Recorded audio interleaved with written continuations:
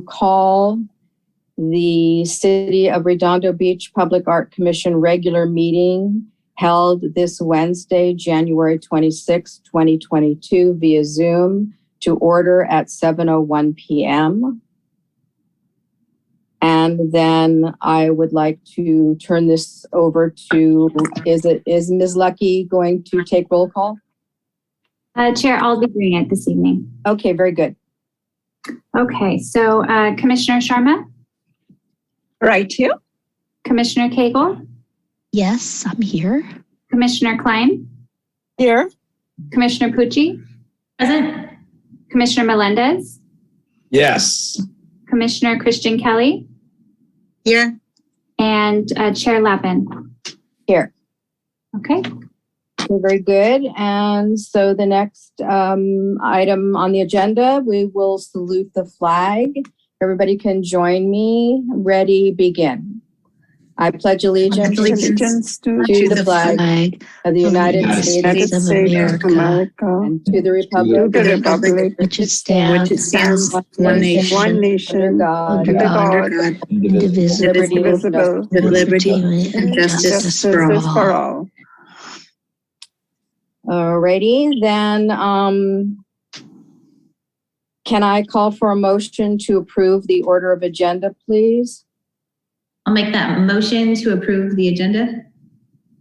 Commissioner Pucci has made the motion. May I have a second? I'll second it. All in favor? Aye. Aye. Aye. Motion carries. Okay, then item E on the agenda are the blue folder items. The blue folder items are two items. One are the draft of the November 17th minutes, which we will review under agenda item F1 when we review the September minutes. And the second item are pictures for the Mural Committee, which we will review under agenda item J1 with the Mural Committee report. So then if we can move on to the consent calendar. The consent calendar consists of business items except those formally noticed for public hearing or discussion. The commission members may request that any consent calendar item be removed, discussed, and acted upon separately. Items removed from the consent calendar will be taken up under the excluded consent calendar section of the agenda, and those items remaining will be approved in one motion following oral communications. So does anybody wish to remove anything from the consent calendar? Do not. Okay, then we'll move along to the approval of minutes, F2. The September 22nd minutes, does anybody have any corrections or additions to the September 22 minutes? Does anybody have any corrections or additions to the November 17th minutes? Then may I have a motion to approve the September 22nd minutes and the November 17th minutes? I'd like to make a motion for both those. And may I have a second? I'll second. I second it. Okay. Commissioner Christian Kelly has seconded. All in favor? Aye. Aye. Aye. Opposed? Motion carries. Okay, now I would like to turn this over to Ms. Orta for the Public Art Fund report. I apologize. I didn't have that on my computer. Hold on one moment. Let me just pull it up. Well, I mean, I can give the overview if you like while you're doing that. Sure. Sorry, I wasn't prepared for that. I apologize. No worries. The account balance as of 7/1/2020 was $458,442.51. Revenue received fiscal year 2021, $181,251.35. Expenditures were $5,000 to artist Patty Lynette. Account balance as of 6/30/2021, $634,693.86. And moving forward, revenue received in July through December, $36,272.78.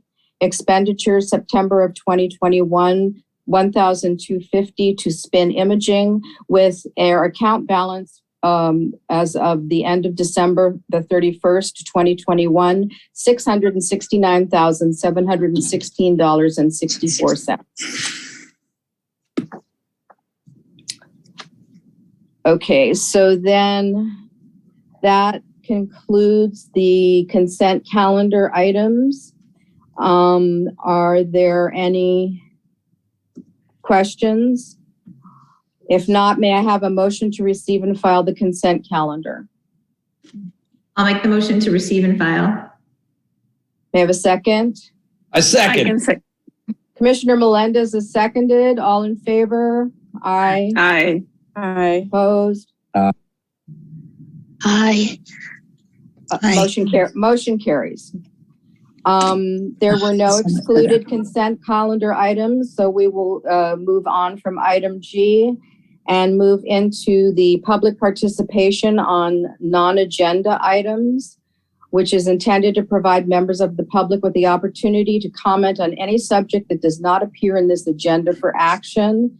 The section is limited to 30 minutes. Each speaker will be afforded 3 minutes to address the commission. Each speaker will be permitted to speak only once. Written requests will be considered under this section. Ms. Orta, do we have any public participation? Chair, I'm actually going to turn this over to Sonica Lucky, and she's going to handle the public participation. Thank you. Ms. Lucky? Yes, thank you.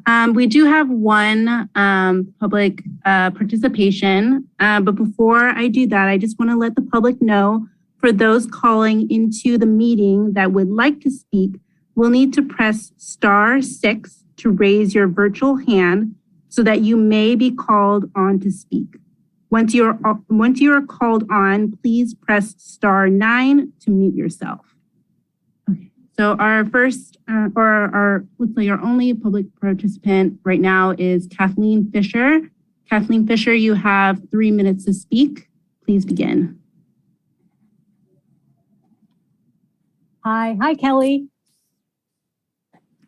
Can you hear me okay? Hi, Kathleen. Yes, we can hear you. Hi. I'm Kathleen Fisher. I am from Riviera Village. I see Christina there. Hi. And I am here just real briefly to talk about the art wraps that Riviera Village is designing, installing, printing on 7 utility boxes in the village. And we're covering all the costs to the tune of about $8,000 plus. And there were some permit fees that were involved in, making these boxes come to fruition and completing the process. And we would like to get them waived. We have Nils working on this for us, and there are some other folks in the city that are working on it too. And Kelly later on in the evening is going to show you the graphic design and the location of the boxes. But I'm just here to listen in and to reiterate, we'd like those fees waived. Thank you very much, Ms. Fisher. We're excited to see what your utility boxes look like. I know you've been planning this for a long time, and I think it's fabulous that you're doing that. Well, we're excited too, and we're very close. So almost there. Almost. Good. Yeah. Well, that's great. Congratulations. Thanks. I think you'll like them. Thank you so much. And thank you for joining our commission this evening. Yes, my pleasure. Ms. Lucky, is there any other comments? Please let me check the e-comments one more time. No, there are no other public comments at this time.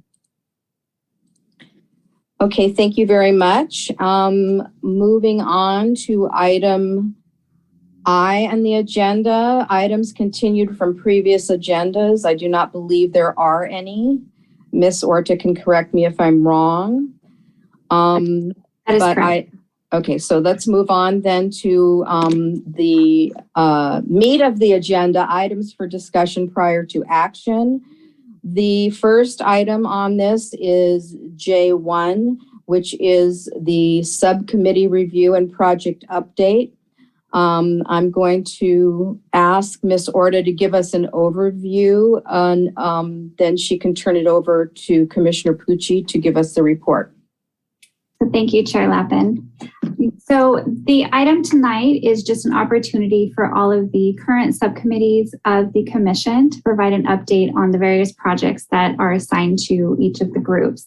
And so just to kind of briefly go through, the commission currently has 3 subcommittees. It has a Mural subcommittee, which includes Vice Chair Pucci and Commissioners Klein and Melendez. The Marketing subcommittee, which includes Commissioners Klein, Melendez, and Christian Kelly. And the Historical Commission Liaison, which isn't necessarily a subcommittee, but definitely a very similar role.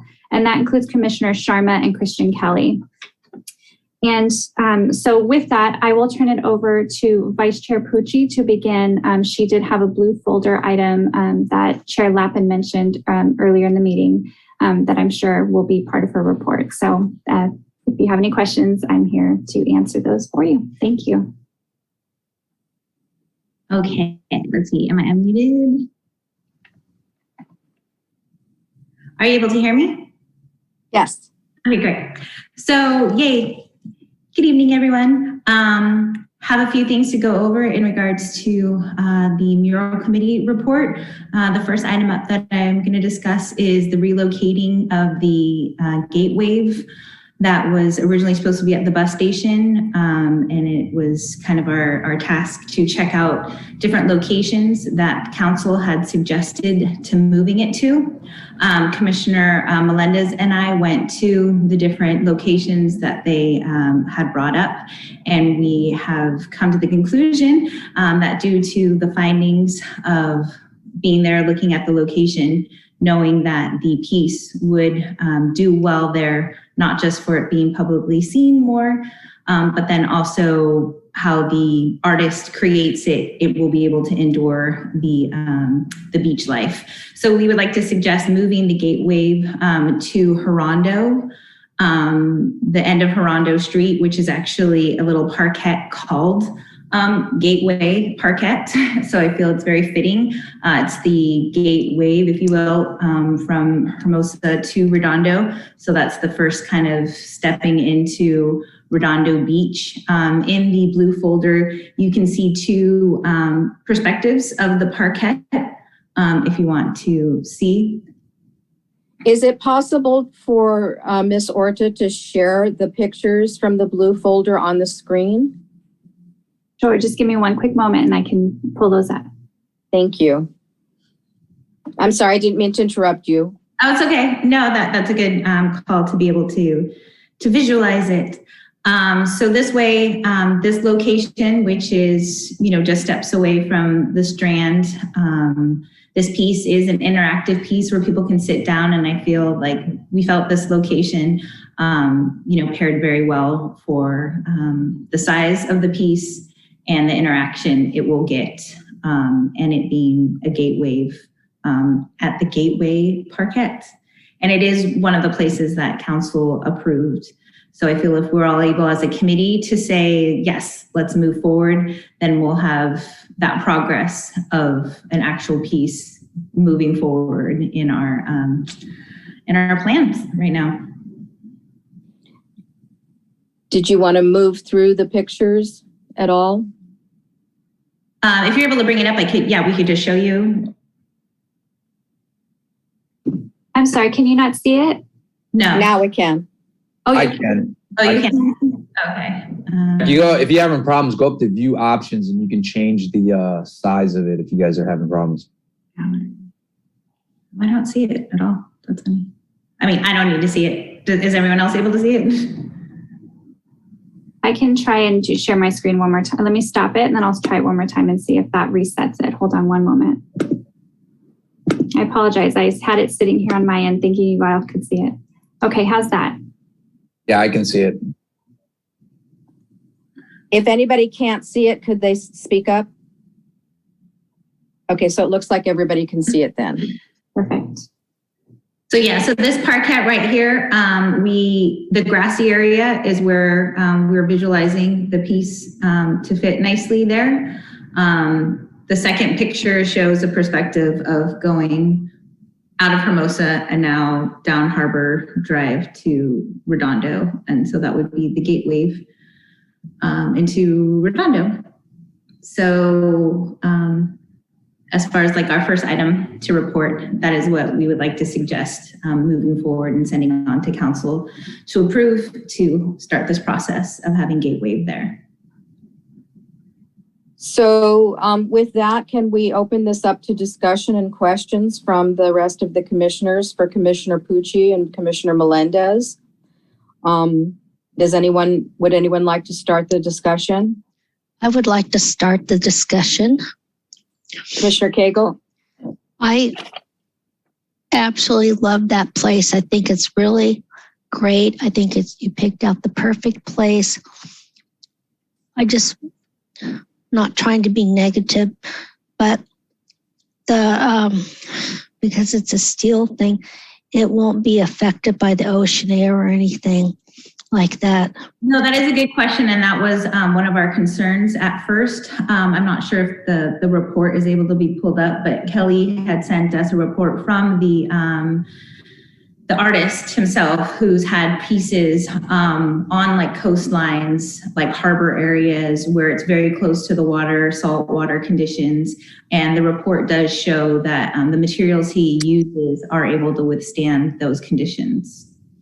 That's coming from the artists themselves too. It's not like that they said it would be able to go there. Right.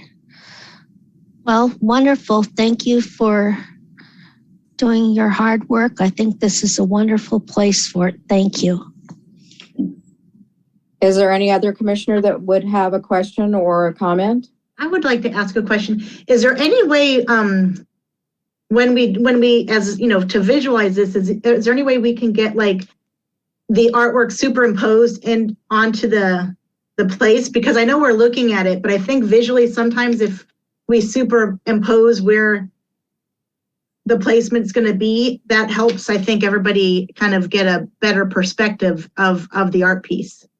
You know what I'm saying? Yeah, that's a great idea to send up when we send it up to council. Yeah, I agree with that. I think once we all agree that this is where we want it to be, if we can maybe get, the artist to create that, superimposed, or, I mean, honestly, at this point, just to help out with any delays, this was a spot that council had suggested. So if they're good with it and we're good with it, I would hope that means we can move forward with it. But I do understand like having another piece of the images I have for another topic, I do superimpose things because I totally agree. It helps with the visual effect too, to not have to imagine it, you just actually see it. But I guess my goal for tonight would be just to see if everyone agrees with moving it there, and then we can maybe lead that into council with that image. I do have one more question also, if possible. Sorry, go ahead, Marcy. I can wait. I know that that again, aluminum tends not to corrode, but it actually can corrode in saltwater, environments. And so again, my question is I guess what we have to look at, because the care could be that in the future, because it can flake and it can rust. It has to do with what they coat it with. So there's various coatings for aluminum, and there's also, depending on the components of the sculpture piece.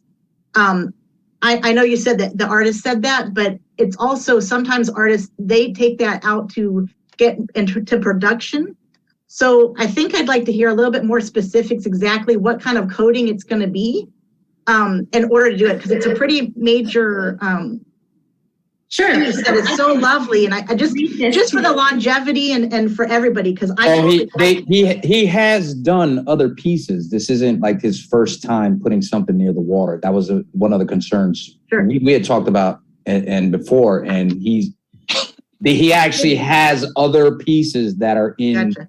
Have you environment. talked to any of the places that have hid the pieces, and if they've, had any issues with it, or because that's also good to know, like, where the other sculptures are.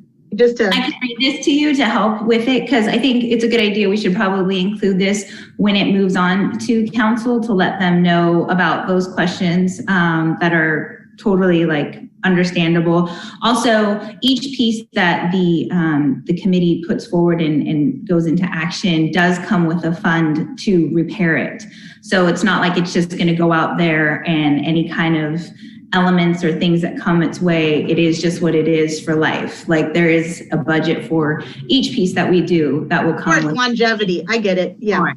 So in his reply to talking about having it near like the coast and the water and those elements, he said, we are proposing to use aluminum with a 5000 series alloy. This material is very resistant to corrosion, especially in saltwater environments.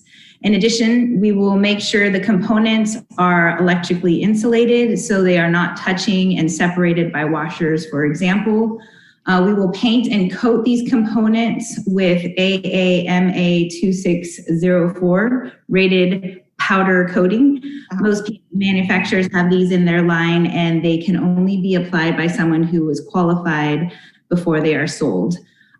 He also submitted a picture of a piece that he did 2 years ago, and it's on the East Boston Harbor to demonstrate. You can see that this is 2 years in the 2 years of it being there, and it still looks really nice and vibrant and colorful.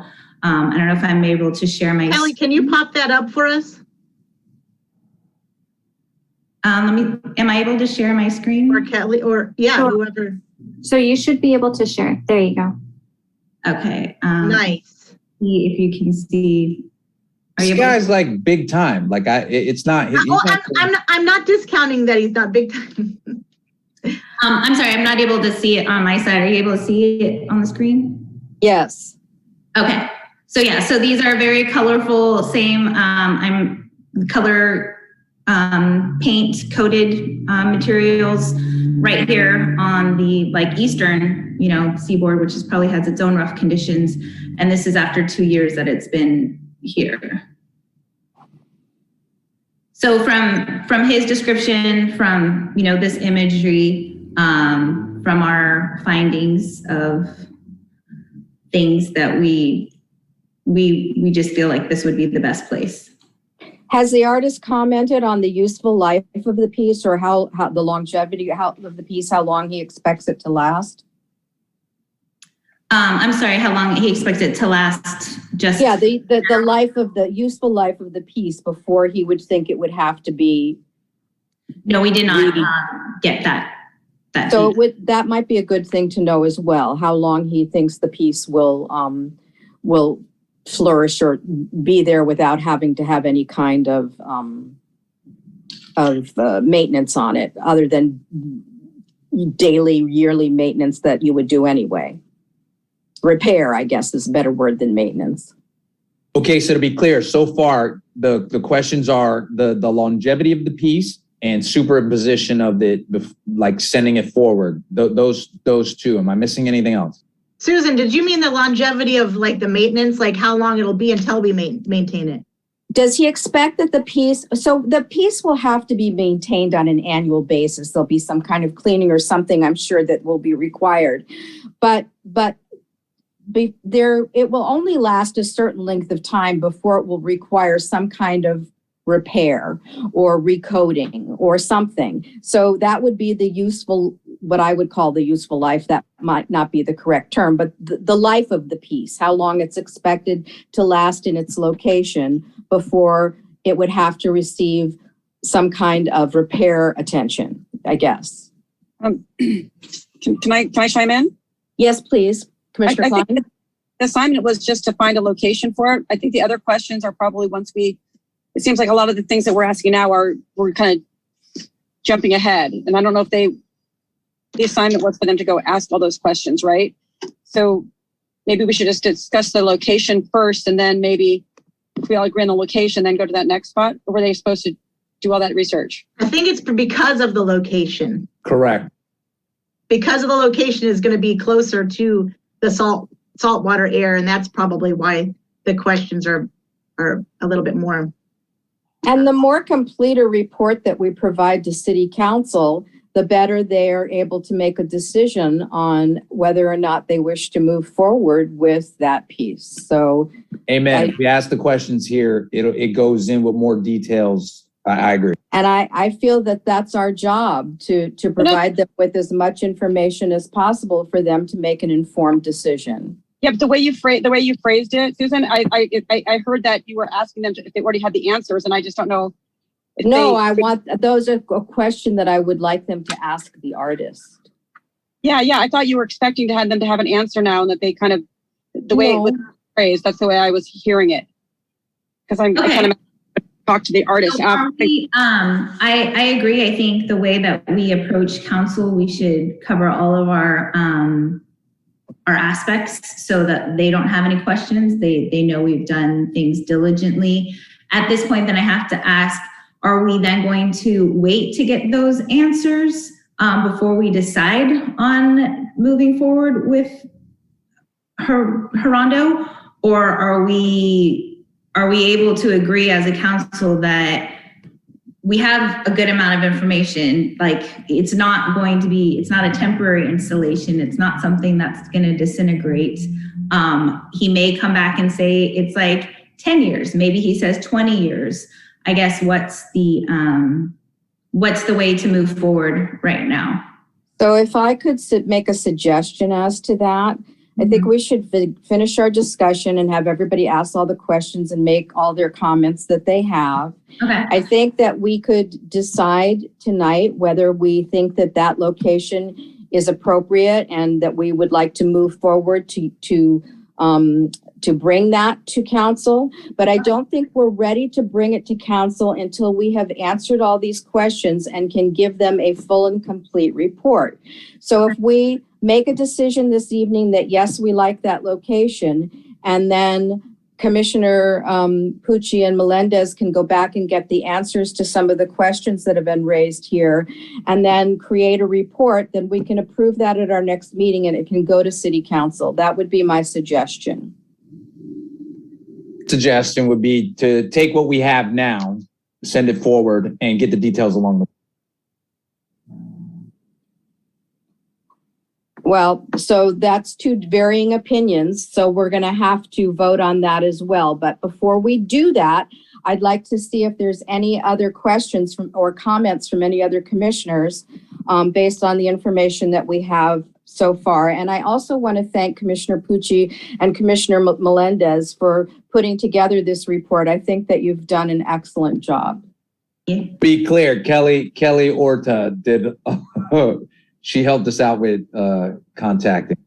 And also, we talked help along the way. Yes. Okay. So yeah, if you're opening it up for additional questions that we can have prepared to make a solid report, what other questions are there?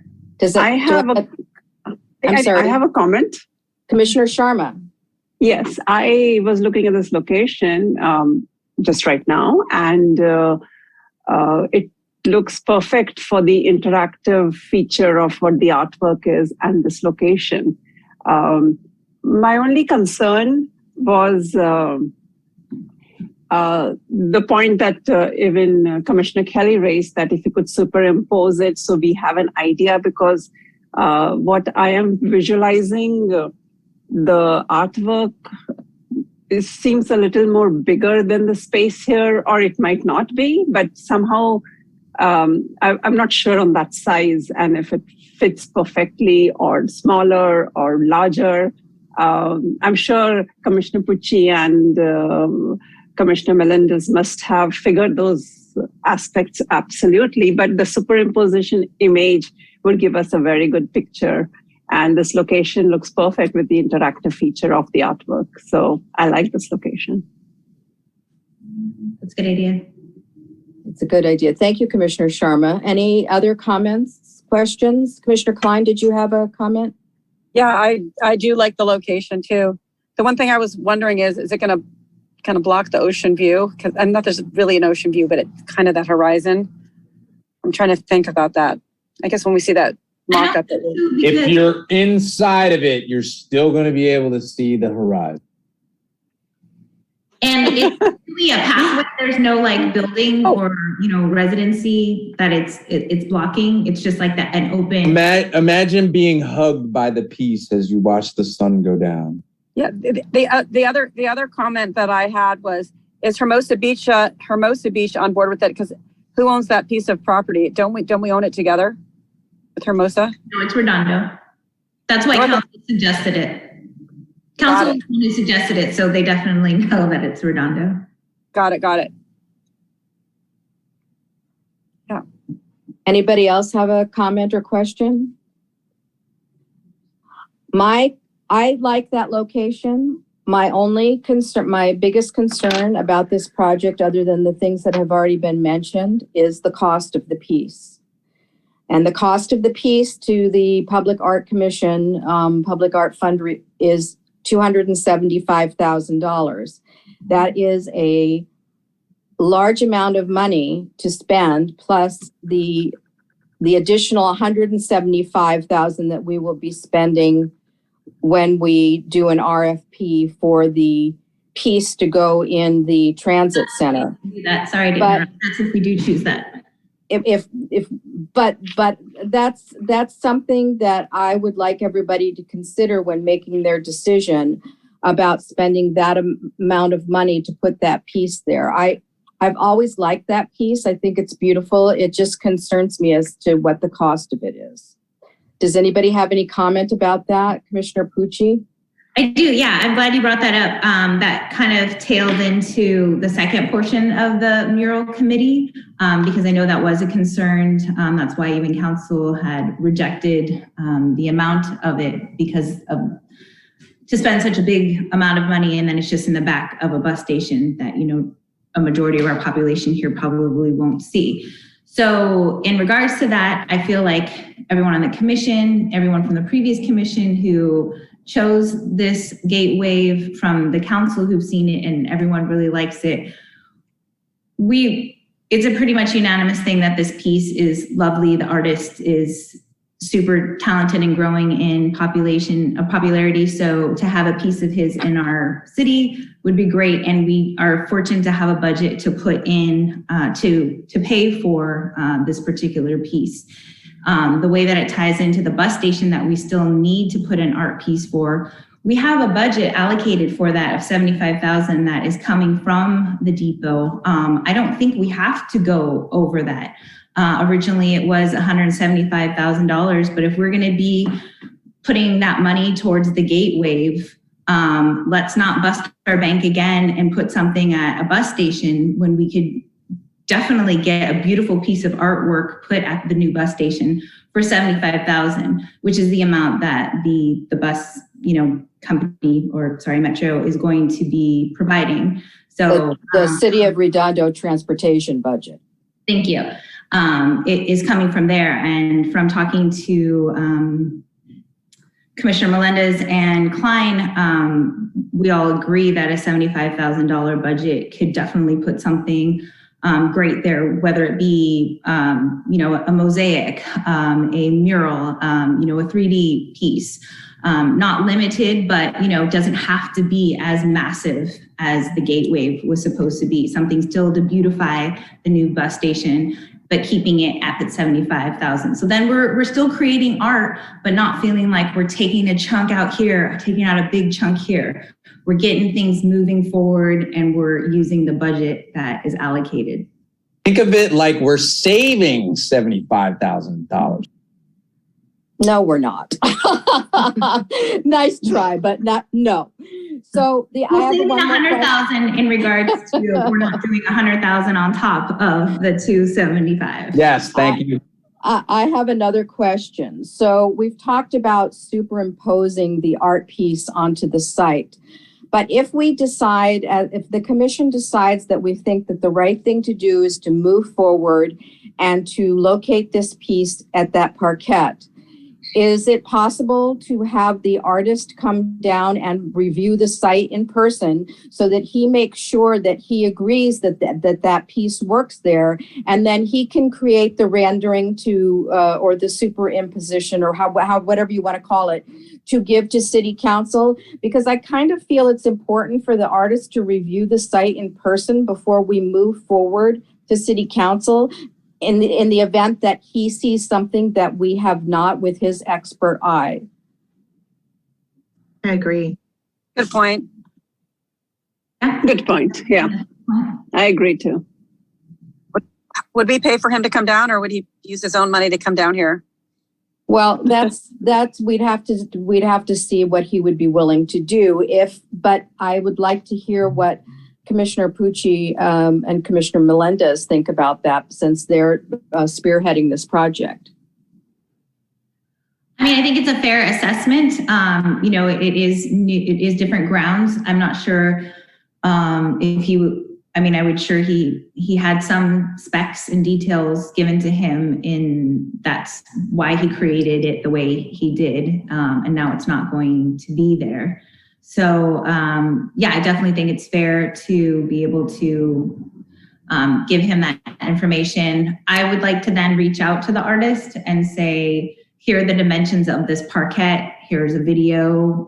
We could do, FaceTime call at that location. I can send him images and then see if that's enough for him to assess of it being moved there. I would think it would not be, only because he's going to have to not just create the artwork, but he's going to have to create the foundation for the artwork to sit on top of, to stabilize it.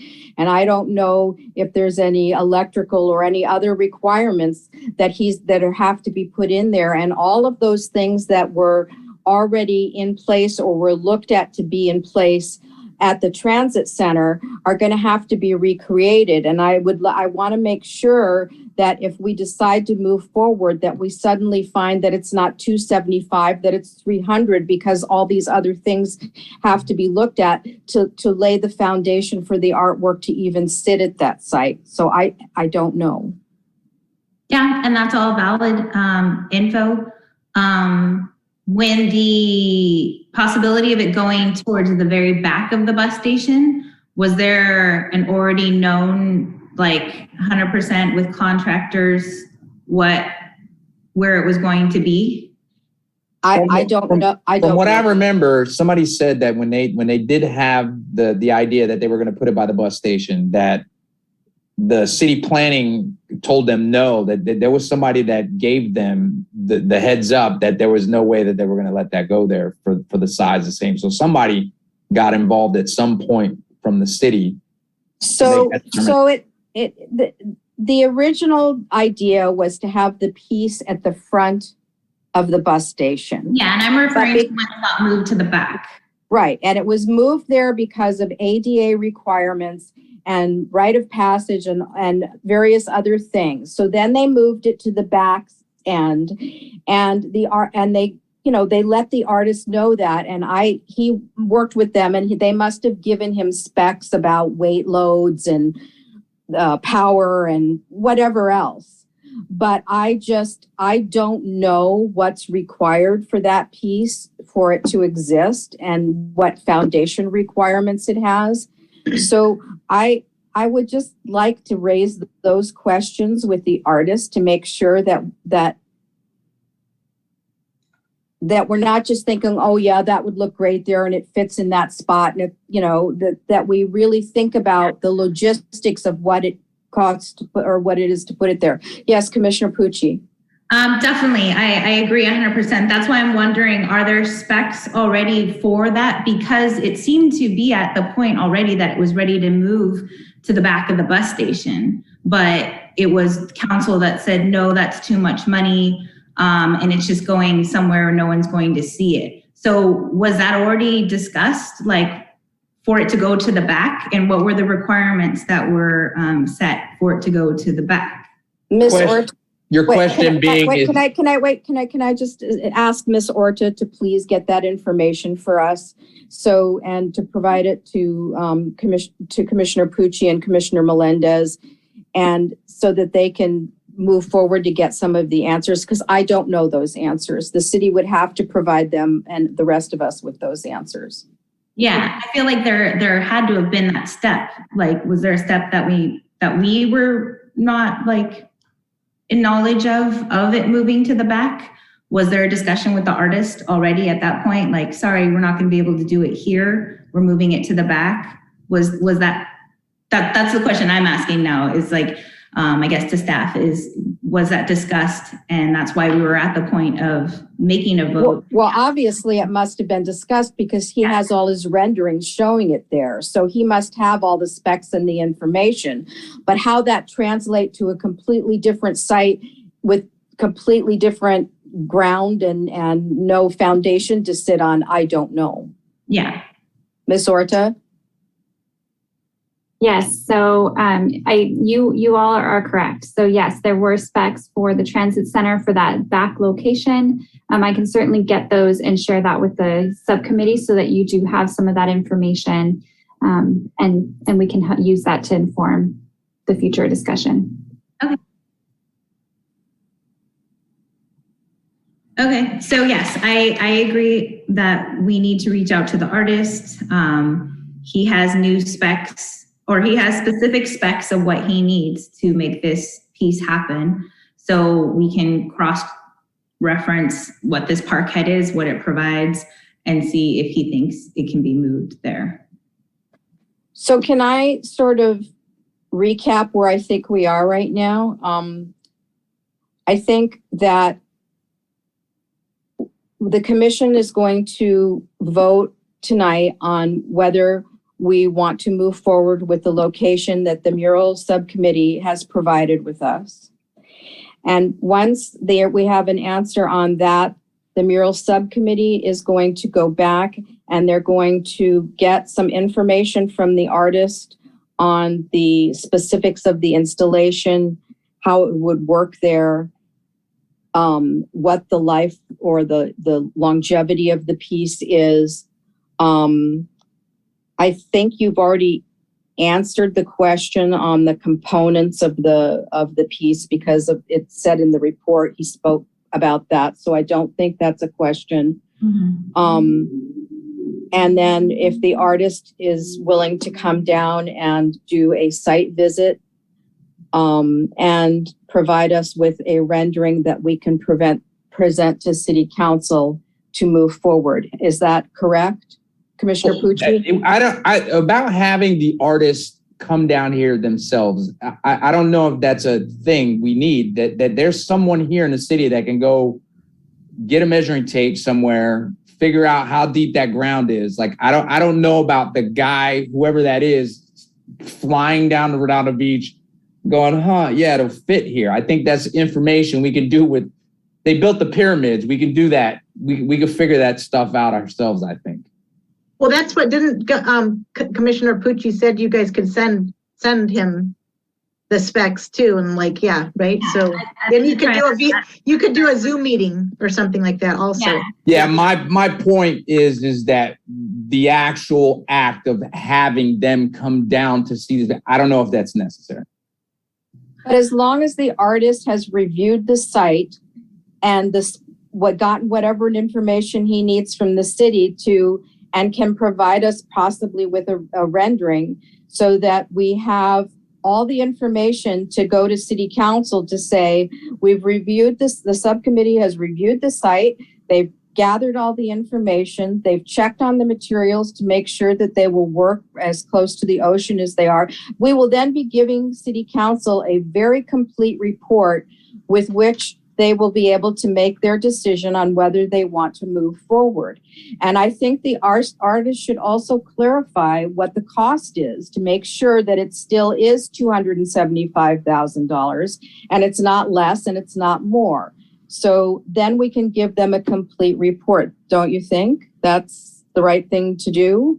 Yeah, eliminate any extra questions and them questioning whether or not to move forward. It feels safe to say the more information that we give them, the less questions they have, the more. Okay, so you'll include the cost of the project from the artist too as well. So all right, so in that respect is when he did he do a new rendering for the back of the bus?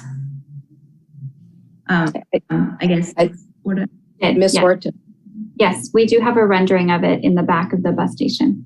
Okay, so I'm curious to see where like, okay, you did that, but never mind. Can you do one for over here? So it'll be interesting to see how it is working with him to keep making new locations for. Well, and his renderings have you looking at it from different angles, and the dimension of the project, all of that, the materials, the dimension, that'll all stay the same. It's just how it fits and works and looks in that its orientation in the location. Well, I'd like to say something. Commissioner Klein? Is that I'm wondering if he might need to change the dimensions based on the location, and wouldn't that be an option for him as well? Because it might be, I know he was made it a certain size to take up a certain amount of space for a reason as a welcome at the bus station. Maybe it might not need to be as big, or maybe it needs to be bigger. I don't know. But I think that's kind of something that probably should be taken into account with the different location. So that's a good question to ask. When we go over, this is the new location we have, and try to do a type of Zoom call or dimensions sent out to him. So can I ask you to just review what it is that you're going to go over with the artist before we proceed to a vote? Yes, I'm going to ask the life expectancy of this piece for it in that location. Ask for the artist to give us an idea if it will work in this new location. Go over the specs of that location to see if it still works for him to put there, and if there's any price difference on it going to this new location, and what he is, agreeable to the new location. Have him render the piece on to a picture so that we can present that to council. And what information he needs from the city to provide the foundation, and if there's any power requirements, if there's foundation requirements, if there's slab requirement, what if there's lighting requirements, what he needs from the city in order to appropriately assess the location to put the piece there. And then we can get him that information if he needs whatever he needs, so that he can give us what we need. Yeah, exactly what he had to do when he was relocating it to the back of the bus station. Same thing. Okay. That sounds good to me. So now the next step, I would like to take a roll call vote as to that we will accept the location of the Gateway Parquet as the site to relocate the Gateway artwork, and then the period. That's it. So the motion is the question is: do you approve the Gateway Parquet as an alternate location to move the Gateway artwork from the transportation center? Commissioner Sharma. Yes. I approve. Okay, and I'm sorry, give me just 1 second here. Chair Leppin, I apologize for interrupting, but I just wanted to make sure. I didn't hear a second on this. I just want to make sure if I missed it, I apologize, but I just wanted to make sure that I had my notes correct on this. Is this the formal motion, or is this just? This is the vote. Sorry. Vote. This is the vote. We're just gonna, we don't have anything to motion yet. Okay, got it. I'm sorry. Thank you. Okay, so Commissioner Sharma is a yes. Commissioner Klein? I haven't decided. I think I'm a yes, but I'll come back to you. Commissioner Cagle? Yes. Commissioner Christian Kelly. So how did you, can you word that again, just specifically? Do you approve moving or accepting the Gateway Parquet as presented by the Mural Subcommittee as the alternate location for the Gateway art project previously to be done at the Transportation Center? Yeah, as long as the specs are like coincide with the placement of the area. So the first thing is, yes, we approve this, and then we will need to then gather more information. And then at our next meeting, we will have a formal motion as to whether to send that to City Council. Yeah. If we don't get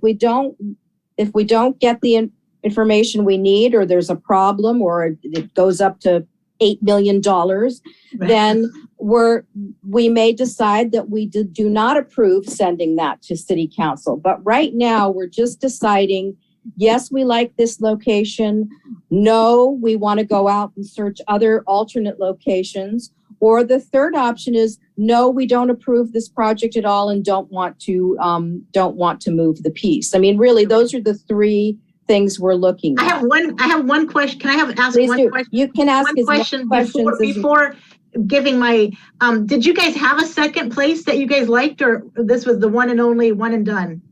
And that's okay. Out of the ones that we went to go look at, recommended by council, which we figured we should keep it in that scope because we want it to move forward. And if they suggested those spots, we're like, let's just pick one of these spots. And out of those spots, this one made for the most interaction, the Gateway Park, it just all fit to put it there. So yes, out of us going there to those other sites and getting specs and looking at it, we came to that consensus. Okay. Okay, I'm in. Yes. Okay, well, that didn't sound very positive. So are you? Yes. I think it's just the way you the way you word it. All right. I just want to know that I mean, I get it how the process is.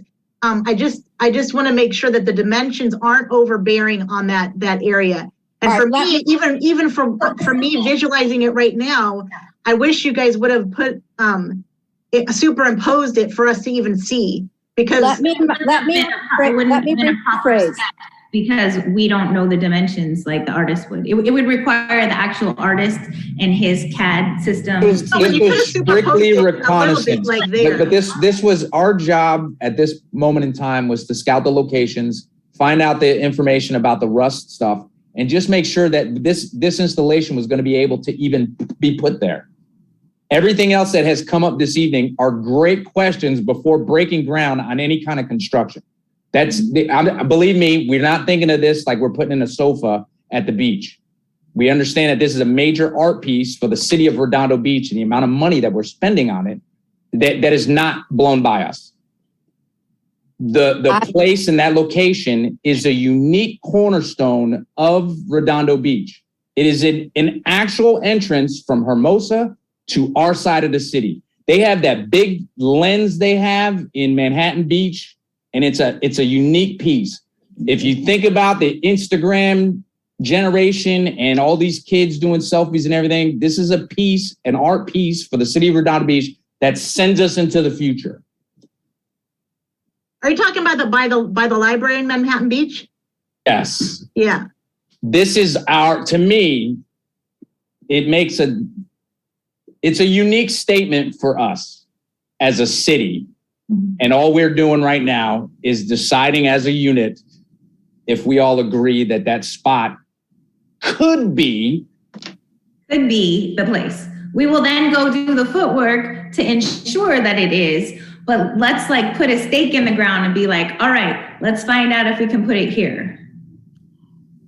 So let me rephrase what we're voting on, and maybe that will help Commissioner Christian Kelly. I've obviously not stated it properly. So the question before us is,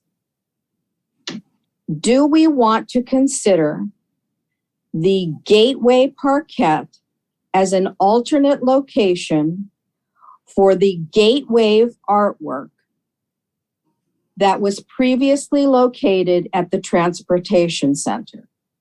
And if we do, we would like to task the subcommittee, the mural subcommittee, to move forward to gather the additional information to provide to City Council so that we can move forward to make a recommendation to them at our next meeting. Yes. Okay, so that is what is before us. So I'm going to start the vote over. Commissioner Sharma, Yes. Commissioner Klein, I am going to abstain because I love seeing the ocean right there. I frequent there all the time, that area. And I just don't know how big that thing's going to be. I think it's the most amazing piece, but it's such a standalone piece, and the ocean stands alone too. I don't know.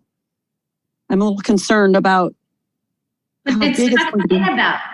There's still that apartment complex that blocks the real ocean view. It's still within that line of sight. Yeah, that's it. Yeah, because the thing is, you can just from that angle right there, you can see the ocean right there through that little peekaboo right by the first house on the Strand there, and the bicycle. That's the area, and I'm concerned that would go away. And I mean, I love the piece so much. Don't get me wrong, I love that piece, and it has to go somewhere, and I want to see it in our city, 100%. And I love the idea of it being at the bus station as a welcome, and I'd love to see it somewhere else. I almost want to think about it at the pier, someplace grand like that. That would, I could see it at the middle, right in the middle of the pier, right where the. Okay, but right now we're just trying to vote for that location, and okay, sorry. Still stand on the Strand and see the ocean. So I hear what you're saying, but for at this motion of voting. Well, yeah, so I'm and it's really, the motion isn't a yes or no. It's to consider it's to consider and gather information to see if that will work. Is basically what the motion is, or the vote is. That's fine to gather information, but yes, then I'd say yes. Okay, and Commissioner Cagle, Yes. Commissioner Christian Kelly, Yes. Commissioner Pucci is obviously a yes. Yes. Yes. Commissioner Melendez. Mine is super yes. Okay. And I will say yes. So so then I would like a motion to do what I said previously, because I'm not going to say it again. And then can I have a motion to consider the Gateway Parquet as previously stated? I'd like to make a motion on that. And may I have a second? I second. I will third it. Commissioner Pucci has made the motion. Commissioner Kelly has seconded. All in favor? Aye. Aye. Opposed? Motion carries. Okay. So Great. So we'll move forward with that aspect of that portion of the mural committee. The second portion of the mural committee is to, as I had briefly said before, with the bus station still needing to have artwork, I would like to suggest us bringing the budget down for that piece of artwork from 175 to 75,000. That is what's already provided for us. And I believe we can get a really beautiful piece of artwork there to beautify the new bus station for that amount. So from the committee, we would like to bring that to the committee, to our committee, to say we should bring the price of the bus station to 75, which will then we need to move forward with perhaps a call to I artists. believe it's actually 70,000. That's coming from the transportation Okay. department. But I thought it was 75. certainly the Public Art Commission could put in, so if we have 70,000 from the transportation department, we could put in more money if you want to. We could put in $5,000 if you want to make it $75,000. No, sorry, that was my typo of the 75,000. Miss Orta, am I correct? Is it $70,000? 70,000 from the transportation department. I don't have that report in front of me, so I can't clarify that at the moment, but I can at least for noting purposes that just to confirm that the intent is that just the transit funds would be used and no additional funding. So 70 or 60, whatever that number is. Yeah. Okay. Correct.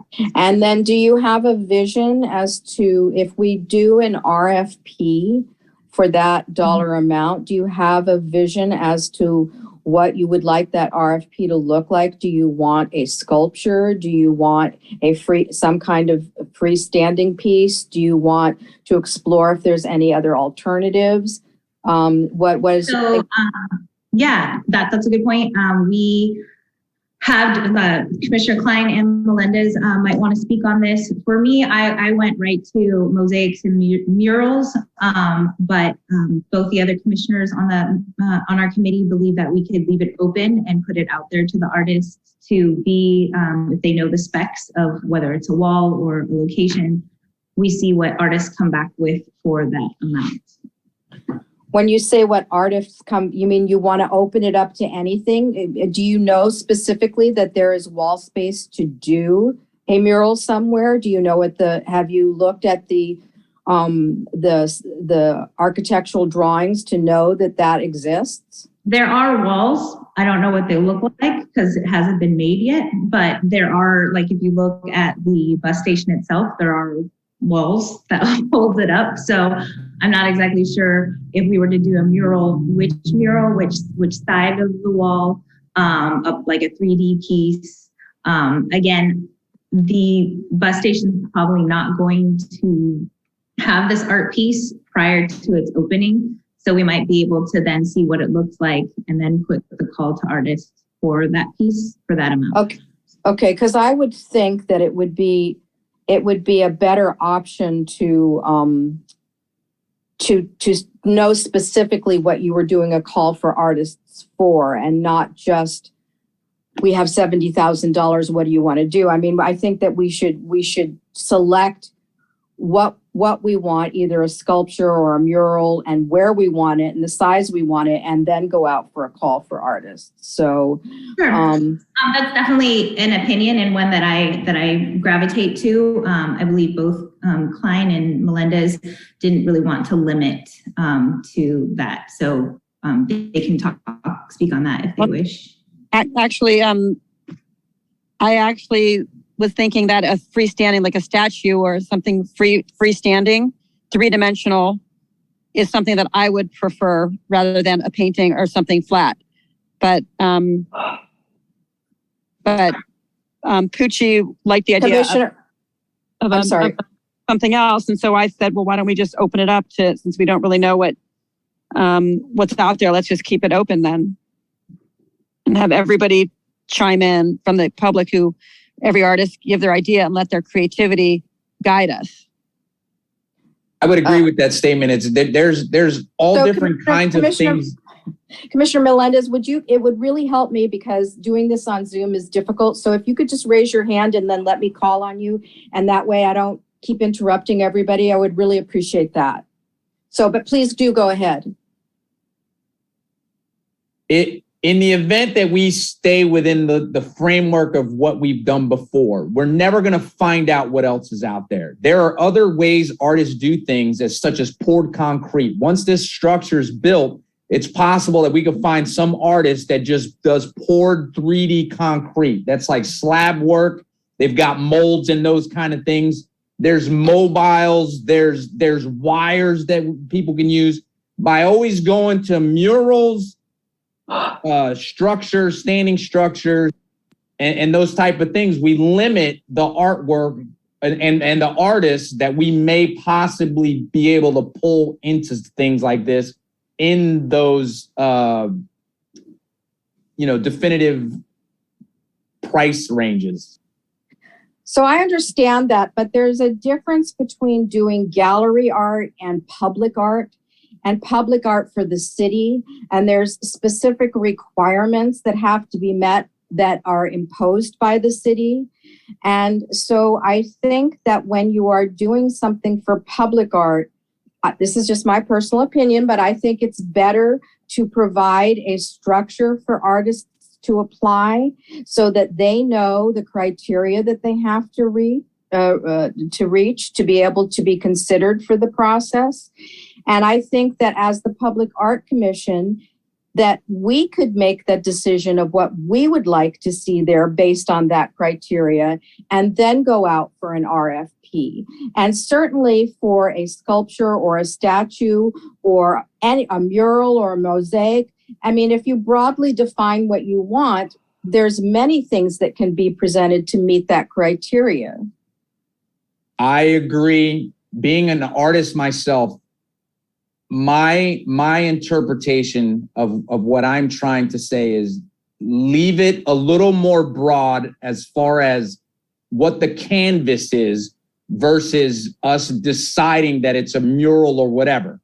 Just all I'm trying to say is leave the actual canvas for the artist a little more broad versus deciding on it being a mural or a statue again. The actual word, it's just monotonous. We're not leaving ourselves open. Like I said, you can find someone who actually, makes concrete art. It'll be 3D. They make molds and stuff like that, or pouring copper, whatever it is it else. Doesn't necessarily fit within the framework of saying a mosaic. That's all I'm saying is maybe define. No, but that artwork is more of a 3D freestanding piece, is what you're talking about. In mosaics, we have the ones that are down by the pier, those nice ones with the turtles. There's a turtle one. Some of my favorite pieces are down there. But there are other artists that do things that aren't necessarily mosaics, but work within that square. By saying mosaic, you're just asking mosaic people to come there. Put it out would it be better if it was mixed media? Exactly. That's all I'm saying is the words we use to leave it a little more open on the canvas. Which is perfect. That's perfectly fine. But you still have to define whether you want something on a wall or you want something freestanding. Okay. So right now, what is it that the mural committee would like to do? Do you just want to vote on reducing the amount of money to spend for that and then consider the other stuff at another meeting? How do you want to proceed? If both can be handled tonight, great. 100% first vote on the reduction in price to making it 70,000 or whatever the amount is that is going to be allotted for that from the city bus transportation. Transportation, thank you. And then if we could decide, but I don't think we have the ability to because the structure of the bus station isn't complete yet. So I don't have the specs to say, okay, this is the wall we would use, do a 3D art off of it, move forward with it, call the artist for that. So if anything right now, just to move forward with the voting on the pricing. Ms. Orta. Thank you, Chair. I just wanted to just provide a little bit of a recommendation from my end. The cost that was allocated for the transit center for the replacement piece, if you will, was set by City Council. Of course, I know the commission is aware, but if there is a desire to lower that cost before we do a call for artists, that would need to be something that the council would have to consider. So certainly down the line and in the future. Considering Can I ask a question? Because I think the City Council said not to exceed. I would have to go back and review that motion specifically. You certainly may be right, Chair. But kind of in the bigger picture too, if the thought is to change the future art piece at the transit center away from a sculpture, which is what I think everyone is kind of envisioning would go there, just a simple replacement, one for one. I do think that that is something we should also go to council to affirm that they're okay with us moving in that direction for the call for artists. What I would hate to do is for that to be just an assumption, and then we do a call for artists for something completely different. And it's just, I think there's a consistency and that needs to happen between the commission and the city council. Considering that the transit center is scheduled to be completed, or at least close to completion, last I heard was March, so we're almost there. I do think that there's a benefit to, before the commission takes any action on this, to really see the facility, see the facade of it, and kind of envision what it could be there. What I don't want the commission to kind of strong arm itself into lowering a cost and then seeing the facility and saying, oh, you know what, maybe it should be 170, which, you know, we could certainly work backwards. But for what it's worth, I just would recommend that the commission kind of hold off a little bit on taking any formal action on this and maybe wait and see the facility, just to kind of get a better visual of what opportunities might be there and to make a much more informed decision on what could be Is there. it possible for you to arrange a formal field trip for the commission to walk the transit center once it's completed so that we can all look at it together at the same time? We can't do it all together at the same time because that's a Brown Act violation, but we can do several tours, do maybe 2 or 3 of you at a time. But I'm certain we can schedule something for you all to take a view of it, just to get some visualizations for the call for artists. I'm sure we can schedule that. Okay, and do you think the transit center will be complete before our next meeting, which is in March? I don't know. I don't know the specific date. I just saw March 2022 on the completion date. And I don't know if that means that it's ready to open. I just know that the major construction is completed then. So I don't anticipate that it'll be fully ready by then, but certainly it may be ready enough for at least tours and for, you know, simple walkthrough visits. So I can check on that. Okay, so how about, and Commissioner Pucci, you have to be comfortable with this. How about if we table this discussion for our March meeting pending, and we'll see at that time if we are able to walk before the meeting or shortly thereafterwards, and then we can move forward from there. How does that sound? I totally appreciate that insight. I would have to say a portion of it I disagree. The portion I agree with, I definitely think we should go there. We should see it 100% before we all decide and start putting out ideas for what we would envision there. But I definitely think that $70,000 is more than enough money to put a beautiful piece of art there at our new bus station. I don't think it's diminishing it that we're going to want to have, you know, rainbows that have projecting bubbles coming out of it. Like that would intensify the price so much. I think the more that we start getting bigger in price, it should be considered for a place that gets a lot more action, a lot more visual, you know, interaction with our town, with our city. I'd rather reserve those funds that we have for a more high impact area and the Artesia corridor. So I still agree with moving forward with just choosing this budget. Once everything is decided, then we know what area of the bus station, once we, you know, all take a look at it and can move forward with an artist call.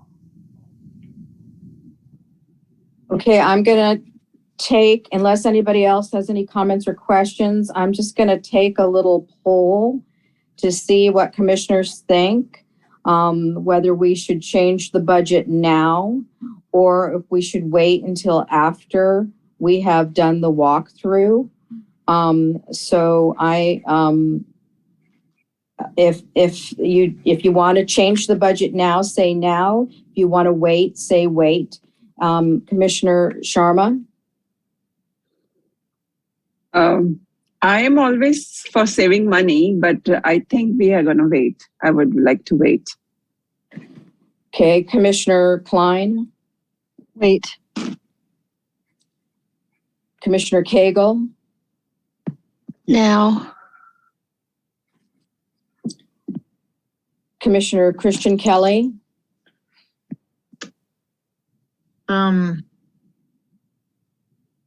Now, Commissioner Melendez, Say now. Commissioner Pucci, No. and I say wait. So we have 4 now and 3 wait. So if we can do a formal vote if you like, and the majority would rule, but if it will go forward without, Commissioner Klein, I see you. Let me finish my quick thought. If we vote, it will go through, but it will not go through with a full consensus. So Commissioner Klein. My understanding from what Ms. Ortiz said was that, Orcha, sorry, said was that the city council had a specific dollar amount earmarked and that we might not necessarily have the power to make that change. They might, because they've assigned a certain dollar amount. Ms. Orta? Thank you, Chair. So what I need to clarify, what Chair Lappin mentioned is that the council may have said not to exceed 175 or 170. We're trying to figure out that grand total as well.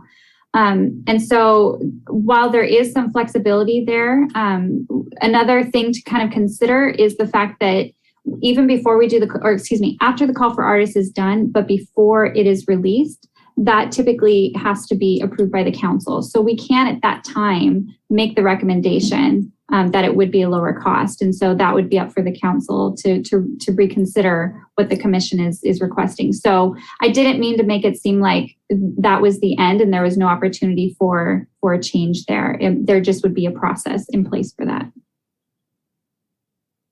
And I don't understand what the benefit of voting to do it now is, since we're not going to do anything until we go and do a walkthrough anyway.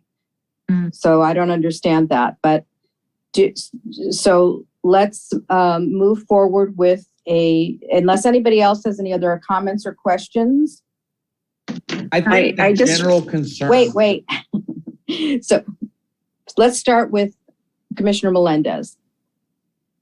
I think the general concern was because we were pulling the Great Wave project from the bus station to not exceed whatever price that is, whatever we find out that is that we wouldn't go above what the council recommends as far as the price to not incur any other costs above and beyond what's allocated for that spot. That's kind of what I was under the impression that we were trying to figure out. And I think that's a great idea. And I think 70,000 is a great idea. And I think that number is perfectly fine, but I don't see the point in voting for it now when we don't have enough information. It doesn't seem like it's in a logical order to me. That's all.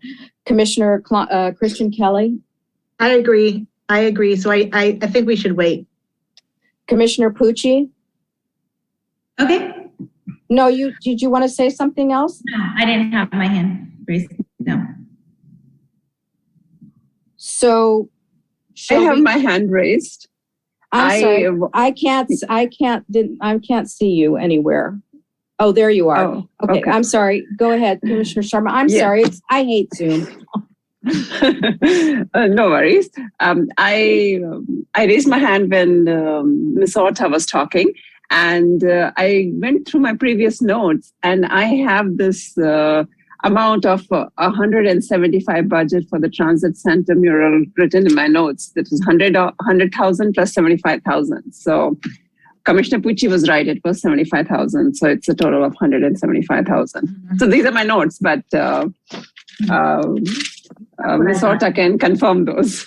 I with Sharma too, it said 175 city approved, 75 transit funds, and 100 was a John Parsons. Okay, well, I could easily be wrong. That happens quite a lot. I think oh, sorry, go ahead, Sharma. I don't know if you had more to say. No, go ahead, Commissioner Pucci. I think to me, I'm trying to visualize this like as a business with like where we have a budget allocating ourselves for the year. This is, we have a good fund, but we also have 3 other things that I wanted to talk about in regards to getting things moving for our city. So I'm thinking on the way of like, here's our budget. Let's not wait to see what this one is because, maybe we'll want to throw more that way. Let's see how we can maximize our money right now. Put in a good amount at Gateway, put in a little bit at Bus Stop because we're still beautifying it, but moving forward with our plentiful budget so that we can have at least a mural going on at the same time. And then there's also the Ito family Parquet. So I'm coming to you with this approach of agreeing to the budget so that we can move forward with not just making this happen, but like multiple things happening and not depleting our funds. Okay, so how about, let me just think for a minute. How about if we vote to consider changing the budget to $70,000 with final resolution pending our walkthrough of the transit center in March? That makes sense. How does that sound? Commissioner Pucci, are you happy with that? Sure. It's basically like, let's just move on. So that's fine. Well, that way, there's no, that way it gives Ms. Orta time to find out if we have to do anything with city council and all of that. But at least it says we're all on the same page of changing the budget. So the vote is that we will consider changing the budget for the transit center artwork from $175,000 to $75,000 pending final approval after our walkthrough of the transit center in March. Commissioner Cagle, yes or no? Yes. Commissioner Pucci? Yes. Commissioner Klein? Yes. Commissioner Melendez? Yes. Commissioner Sharma? Yes. Commissioner Christian Kelly? Yes. And I say yes also. So the vote is unanimous. And may I have a motion to consider changing the budget as so stated? I'll make that motion. Commissioner Pucci has made the motion. A second, please. I'll second. Commissioner Christian Kelly has seconded. All in favor? Aye. Aye. Opposed? Motion carries. Okay, Commissioner Pucci, your next item. Our next item for the mural committee is kind of just something that we decided to help pick up, not necessarily a mural item, but I do have an image to go with it. This is for the last meeting. There was the discussion of the Ito family Parquet. Commissioner Melendez and I went to go check it out. And as we were there, we discussed for the location and the look of the location that perhaps commemorative benches would be an ideal fit for this park. So this park is on the corner of basically Flagler and Ripley. It's long, it has these big trees spaced out. So I put in these pictures of these park benches, but it gives you the idea of what we were thinking of, that within these gaps of the trees, we can put these benches that can get painted and either tell the story of, the Ito family and the dedication of this park to them, or even perhaps, just opening it up to the idea of a solitude color, something in meaning for that family. But we thought within the look of this space that would be the most fitting art piece to put in for this parquet. So that is the findings of coming back to the Ito family Parquet. Okay, thank you so very much. Do any commissioners have any comments or questions? Commissioner Sharma? Yeah, I'm sorry, I'm not aware of the history of the Ito family and the significance of this. So can somebody give me some more info on that? Or that's not required because just a Parquet? Oh, Ms. Orta?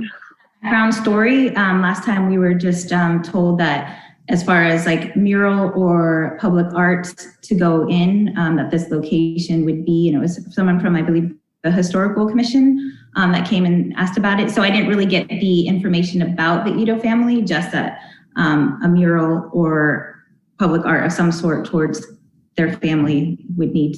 So I'm going to ask Ms. Orta to update us on this. This Parquet was previously,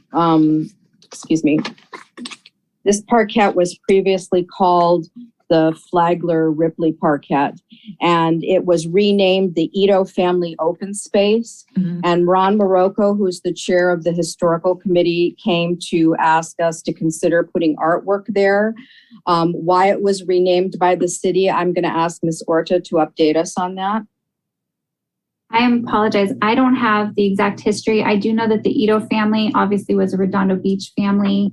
I know that there is a connection that the historical chair Morocco wants to do some sort of a historical mural, potentially was just a thought of his at that location because the family was impacted by the Japanese internment. And so beyond that, unfortunately, I don't have the rest of the details on the history of that family itself. But if I may, Chair, make a recommendation that the Mural Subcommittee make essentially just gave their report, and the Historical Commission, or is it the Historical Commission liaison, excuse me, can provide the feedback from the Mural Committee today to the its counterparts on the Historical Commission, and then they can kind of see if that coincides with their vision for that location.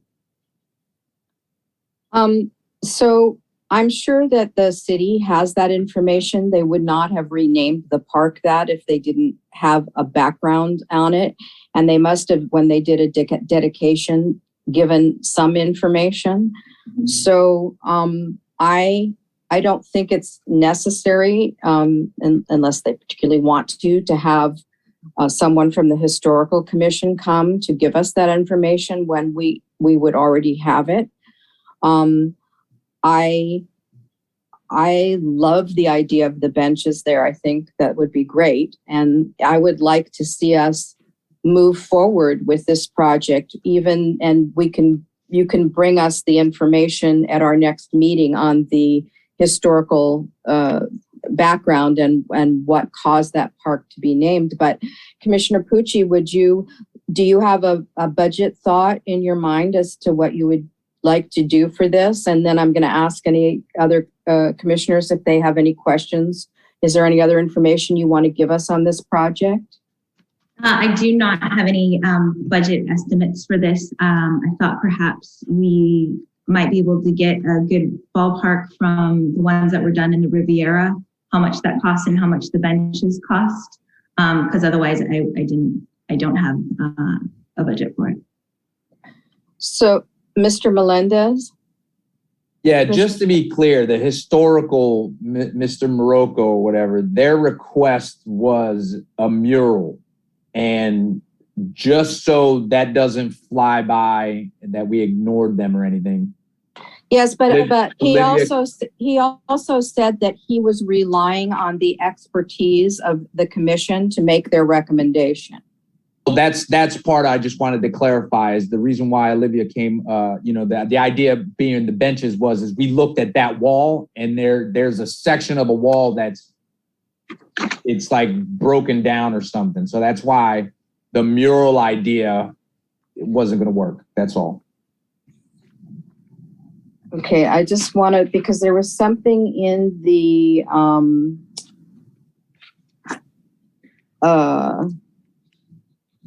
I'm going to read what it says from our minutes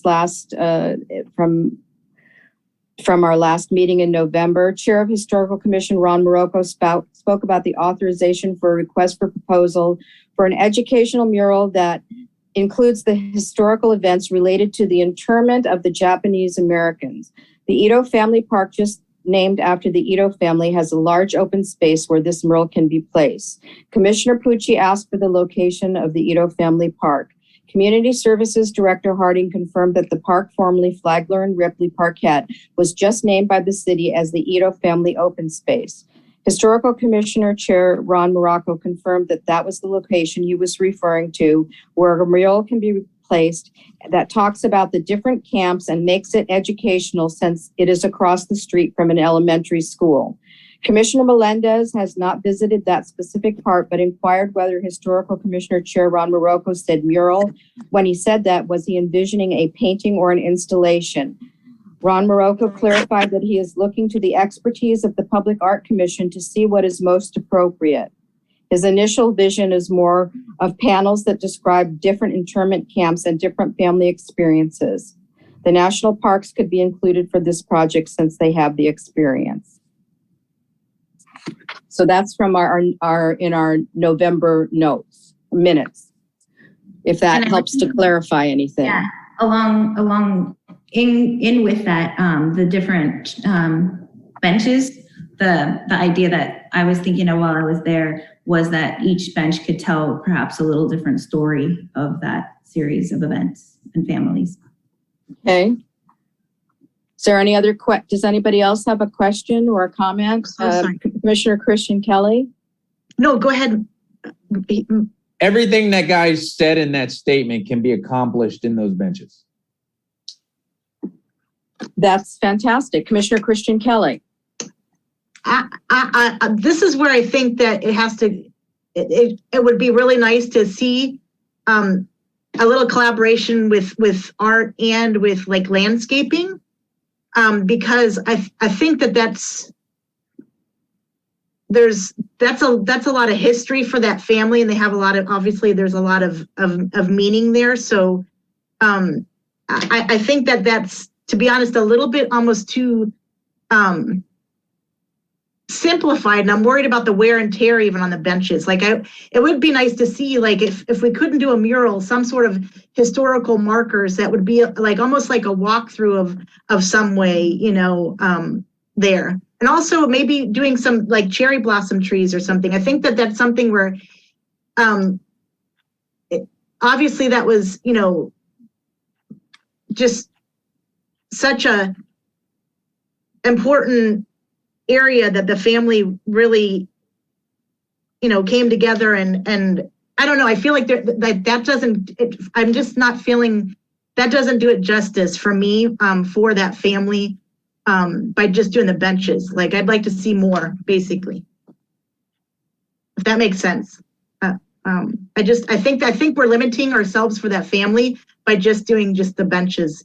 If we could do something more, and for the public, because to me, if I'm going in there just seeing the benches, that's not gonna, you know, we want it to be engaging for people so they can know their history and the struggles that their family went through. So I feel like it's not enough, if that makes sense. It's a great idea. I love that with the benches, but I'd like to see more if we could, if that makes sense.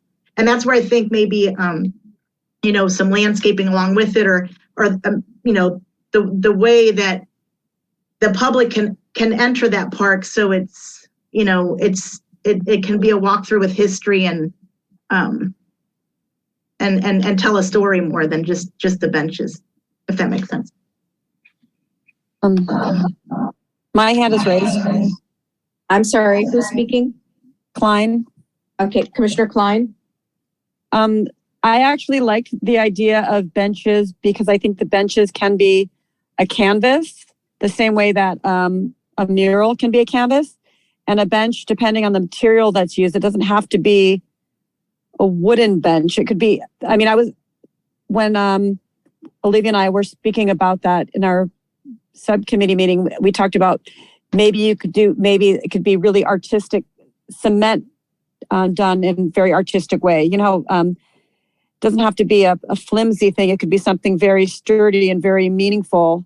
I mean, when you think about memorials, you think about like benches that are built on the pier that are permanent and, you know, made of very, very heavy stone, things like that, that could be a really great canvas for, I mean, I don't even have, there's so many different visions that artists could bring to that table, whether depending on the material and that they used. And I think the stories could be told because it's a canvas, depending on what material it's made of. And I think the stories could be told. Commissioner Klein, I'm sorry. Could you say that last part again? I think that a bench could be a canvas, and so a story could be told within that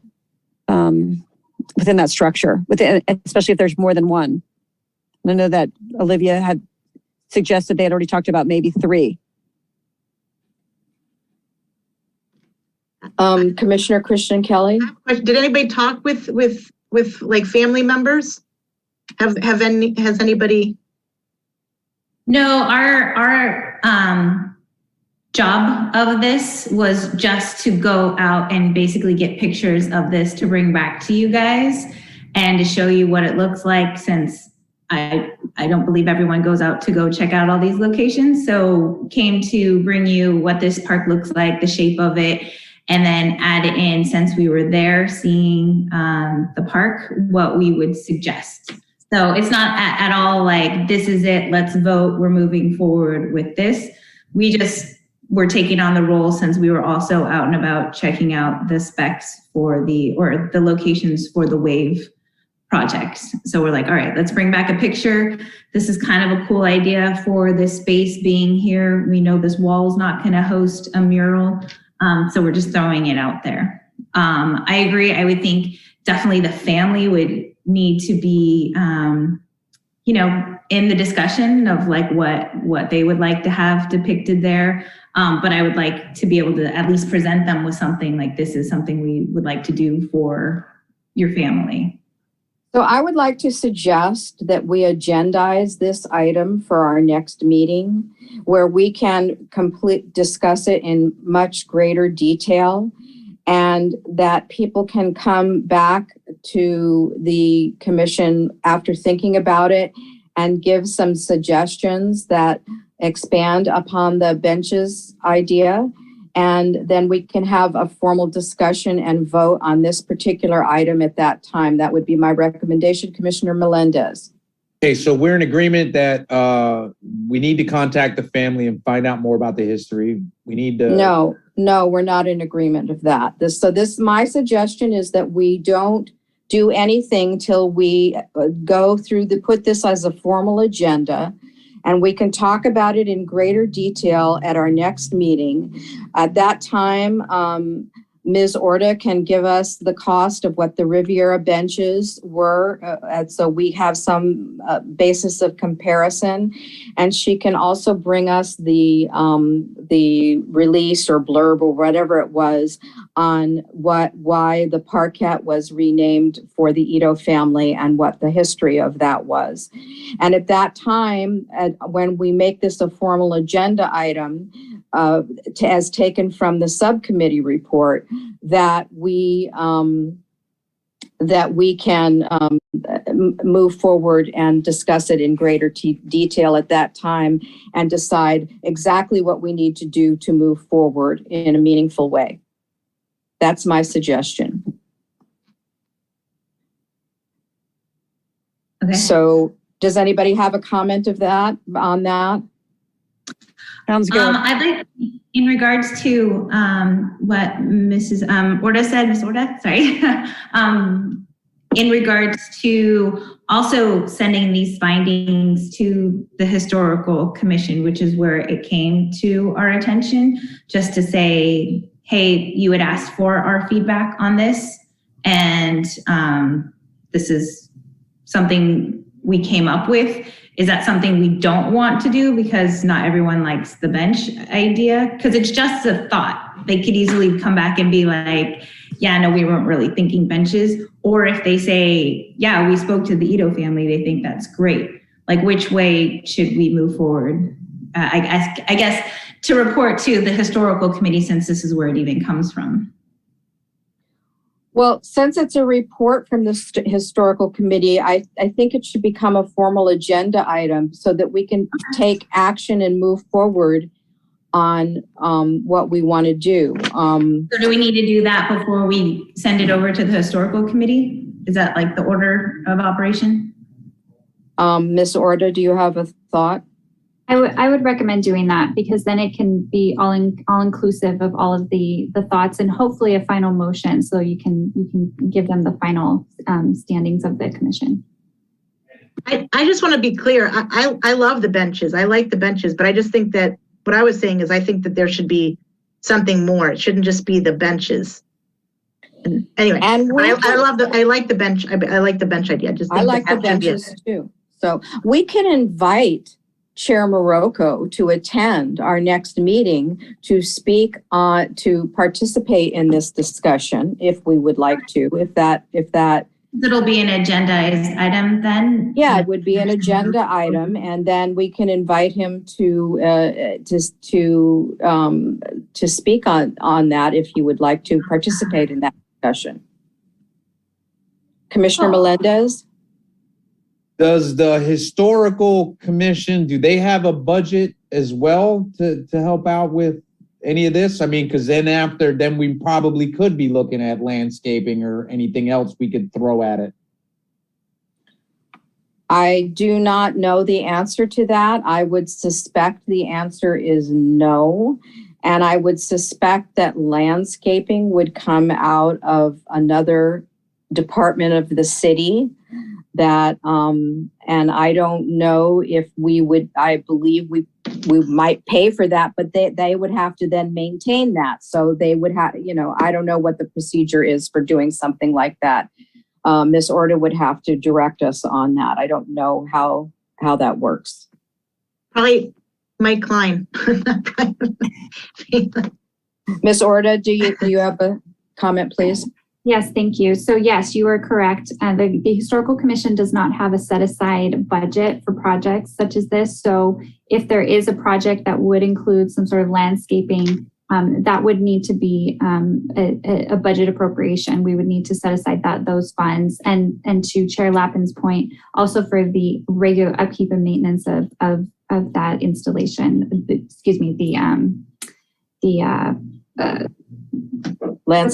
Landscaping, excuse me. I kept wanting to say vegetation. I knew that wasn't. Thank you. Yes. So that would need to be a bigger discussion, but definitely part of the process that's worthwhile. Cool. I'm sorry, go ahead. Oh no, I was just going to say, I think that's all I have to report. So if you wanted to move forward. So if I can ask Ms. Orda to make this this Ito family open space artwork an agenda item for our March meeting.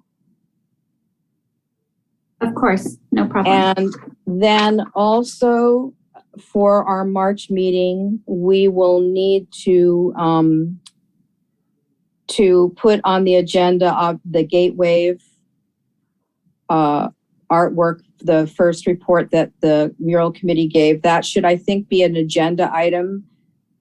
And I think that the Transit Center artwork should also then turn into an agenda item. The Mural Committee has done an inordinately large amount of work, and I think they've done a wonderful job, and I really appreciate everything that you've done. And I think that it's now time to move those to formal agenda items that can be voted on and moved forward at that time. So, Commissioner Klein? I think we still have a couple more things to talk about with the subcommittee about murals. Are we when I think we were just moving past this part, right? I was wondering, Olivia, when you said that's all you had to report, I wasn't sure if you were done with everything or you were going to come back to the mural stuff. the other murals. We still have one more item as the mural subcommittee to report. That was just the end of the Ito family Got it. item.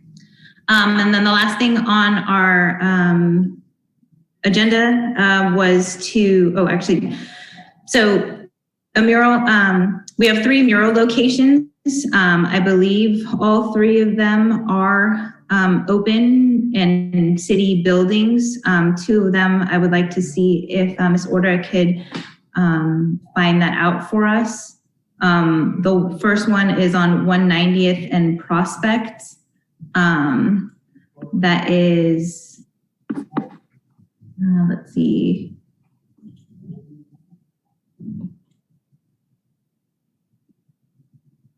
Where's that picture? Oh yeah, sorry. So this is it's called the LA County Flood Control District. Share screen. It's right on 190th. It's this wall right here.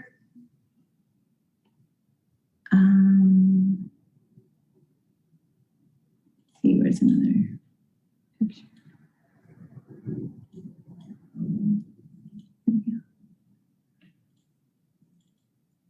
Sorry.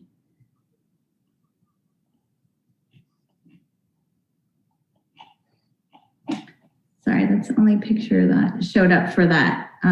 But Marcy had recommended this particular site right on Artesia, and it's called the LA County Flood Control District. So it would be nice to see if that is a location that we could move forward with a mural. The other mural location that we were looking at was Catalina and Gertruda. It's the Redondo Beach Maintenance Yard.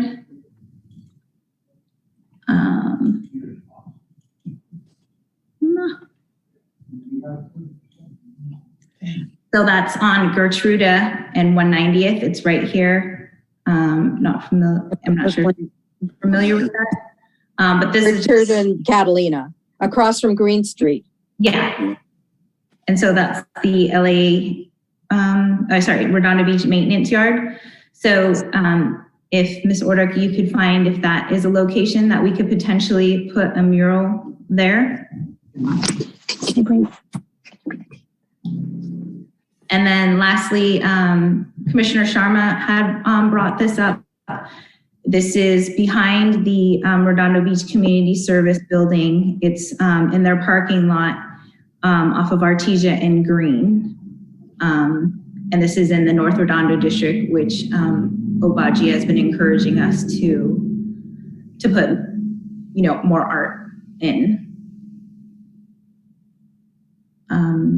So these are 3 pieces, 3 different locations that the committee would like to move forward with getting one of these, or if all of them approve, all of them with murals.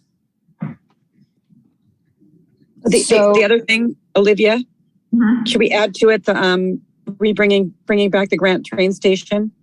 That's going to be a call. That's going to be just asking her in regards to that, finding out about that one. So that one, oh yeah. So sorry, Commissioner Klein also brought up another call to staff. Ms. Orta would be the Kingsdale Bridge. We had initiated the idea of putting a mural there, and we do have emails that were from John LaRock in regards to some findings he was waiting on to see if that is actually going to move, even potentially to move forward. Things all closed down for the world, so we never got that answer. But he made it seem like if that happened, we would be able to move forward with that. So Marcy, do you want to tell her the wording for the question? Yeah, they were waiting on the results. The green line was going to be, they hadn't determined where the green line was going to go. And that's why they weren't sure if we could paint there or not. But now we're wondering if they've decided where the green line is going to go and if they know that that's going to be a permanent structure that we could paint. Have you sent all this information to Ms. Orta so that she can follow up on all of that to see if those locations are available? I added these to the blue folder, but I did not send them to Ms. Orta directly asking for these. So Ms. Orta, what do you need to move forward to find out if these locations are viable so that we can discuss a possible future mural at one of these locations, or all of them, but one to start? So I would need an affirmation from the commission as a whole that you would like me to follow up on these two locations. So if we can do a formal motion to that effect, that would be helpful. Okay, so I'm going to ask for a motion to send to Ms. Orta for follow-up and to find out if these locations are viable for a future mural project.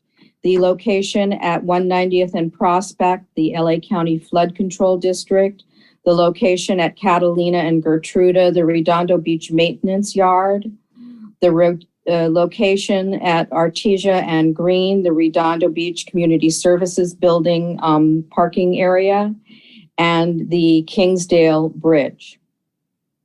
So may I have a motion to ask the Mural Committee to send that information to Ms. Orta for follow-up, please? I'll make the motion.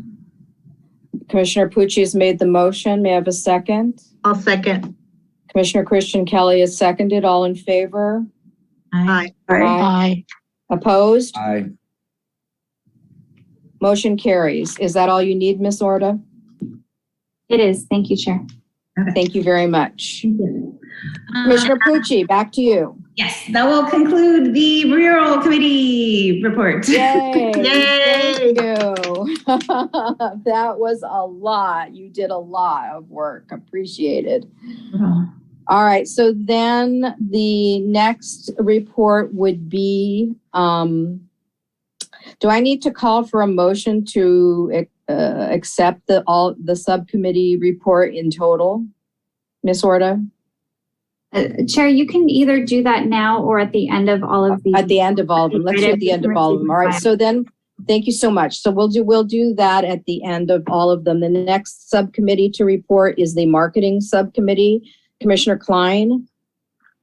There's nothing new that has happened. I know that the last thing that happened was the art for the call to artists was submitted and moved forward. So I haven't heard anything, or I have nothing new, except I'd actually love to get a report to see how the success went from that campaign. Did it go out?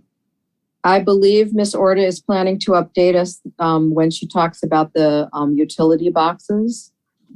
Is that correct? Yes. Okay. So, all right. So the marketing committee has nothing new to report. Commissioner Sharma did the historical. Real quick before you go forward. I'm sorry. Before you move forward, who else is on the marketing committee besides me at this point? I am. Commissioner Kelly and Commissioner Melinda. Yeah. So maybe we can have nobody's email me. So I'm happy to help. I haven't heard anything. So let me know what I can do or what I can contribute, and that's what I'm here for. Okay. Is there any chance that we can I make a request to maybe get a phone list for all the commissioners so we can have each other's info? That would be wonderful. Ms. Orta. Of course. Yeah, and that will be good because I was also hoping to get that. Okay, so Ms. Orta will send the commissioners a contact information for the commissioners. Okay, so then if there's nothing else, we'll move on to Commissioner Sharma for the Historical Commission Subcommittee. Actually, I was on vacation. I had gone to India right after Thanksgiving and I just got back last week. So no, I haven't had any chance to do anything. Oh, that's okay. I hope you had a fabulous trip.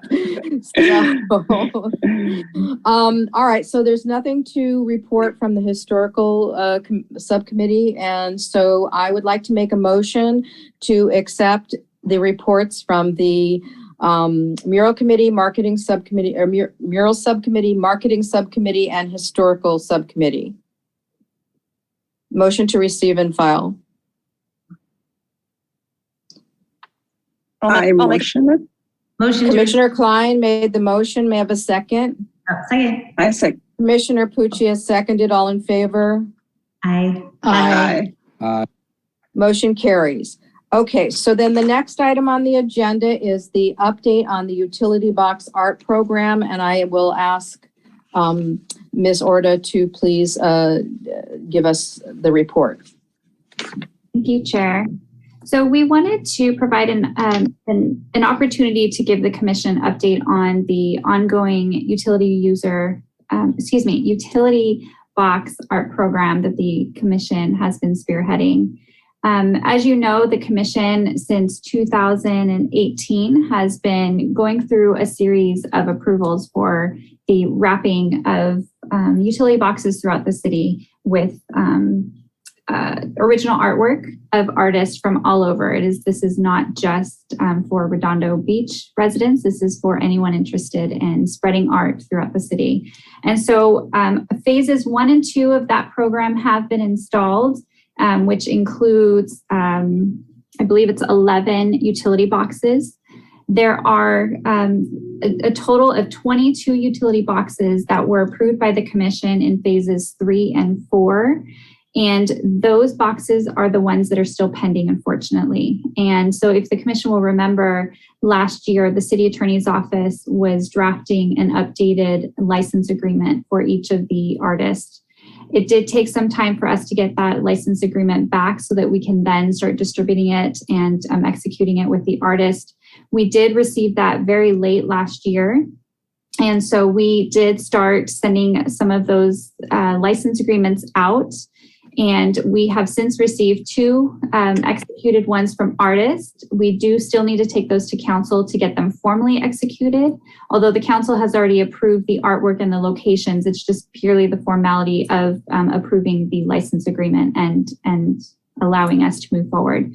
And so I have a lot of sadness in reporting to you that unfortunately no utility boxes have been wrapped since our last meeting, but we have made some progress in taking some of those steps to get some of those pending 22 utility box artwork moving forward.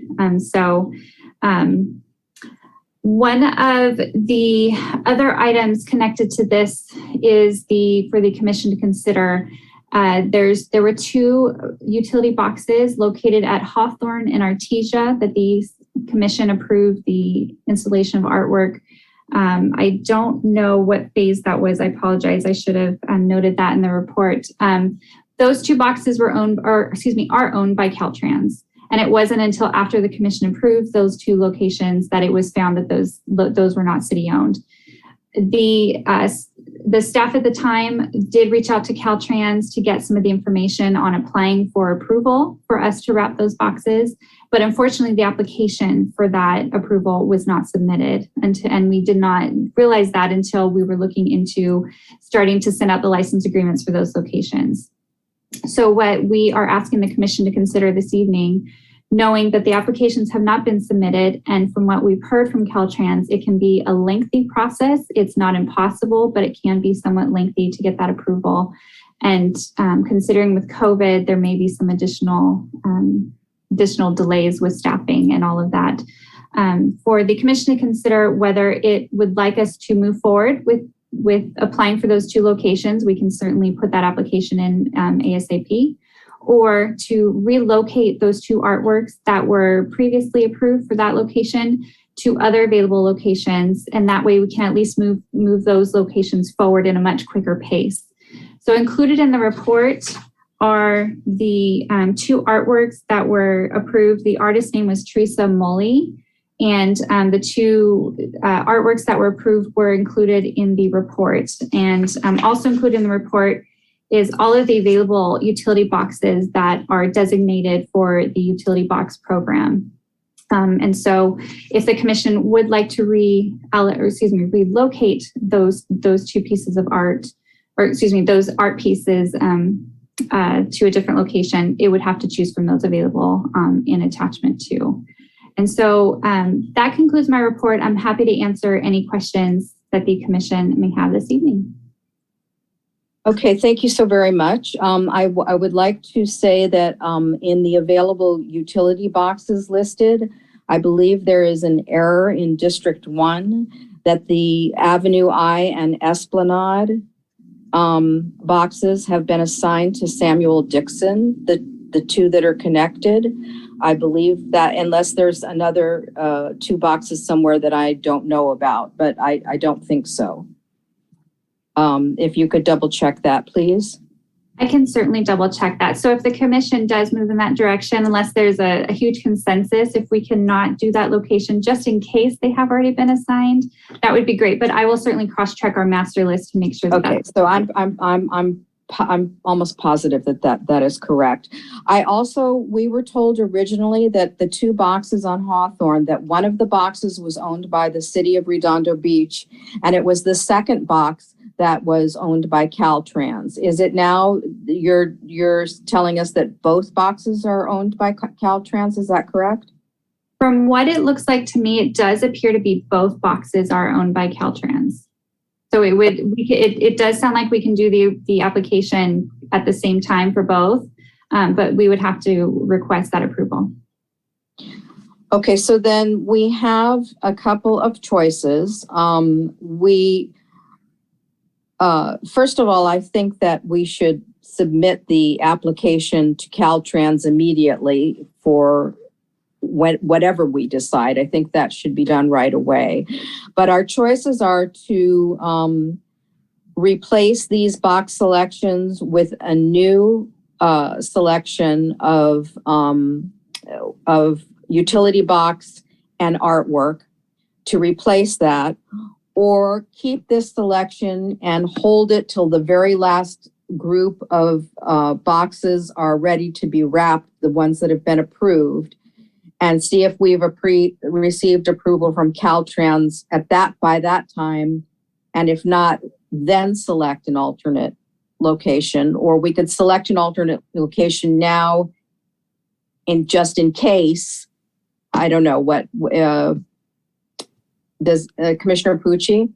I'd like to propose that we move the artwork to new boxes, meanwhile submitting the application or what the paperwork or whatever is needed to see if we could eventually wrap the ones that are no longer on our list. And then I also wanted to verify this availability list. Is this removing the ones that are now going to be wrapped by the Riviera people? They're not on this list. Okay, perfect. So yeah, out of that series of things, I would like to propose us moving the artwork to new boxes. I think that's a grand idea. Commissioner Melendez, did you have a thought? I agree. Take the artwork and move it, and then let's put some artwork on boxes. Okay.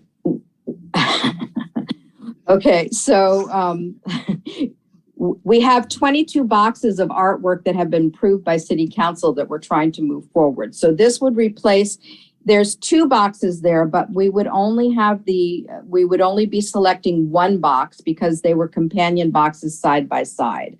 So to replace those 2 boxes, we would be selecting 1 box and 1 artwork.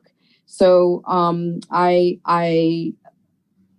if everyone is in agreement, we would sorry, Ms. Orta. Thank you, Chair. I don't mean to interrupt, but just before any vote or any of that discussion goes on, I do believe we have someone's hand raised for public comment. So I just wanted to open it up for public comment before the commission makes a vote or a motion. Oh, thank you. Thank you.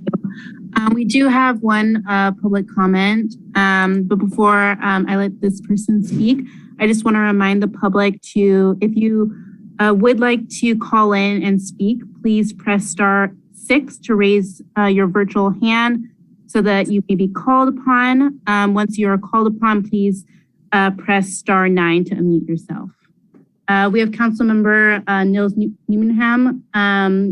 Councilmember, you do have 3 minutes to speak. You may begin. Thank you very much. Yeah, I'm Councilmember Nils Nierenheim. Thank you very much for the time. Listening to you guys since 7 o'clock today. You guys have been doing some good work. A lot of time. Really appreciate the time you guys put into this and thought that you put into all the things that you guys are doing. So thank you very much, first of all. I wanted to speak about the artwork for the utility boxes. The Riviera bid, I'm not sure if they're on tonight, but they have a proposal and application in to wrap most of the utility boxes in the Riviera Village.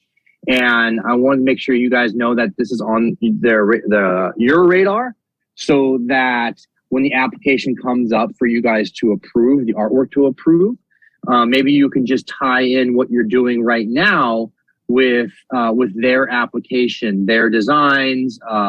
They have artists ready to go. They have artwork ready to go. Everything's funded. And the 1 or 2 issues that they have actually are, one is the application has turned in a little bit of an arduous program for them to go through multiple departments, but we're taking care of that. And the second thing is, I'd love for you guys to be able to recommend to the council to waive the associated fees that go along with the artwork.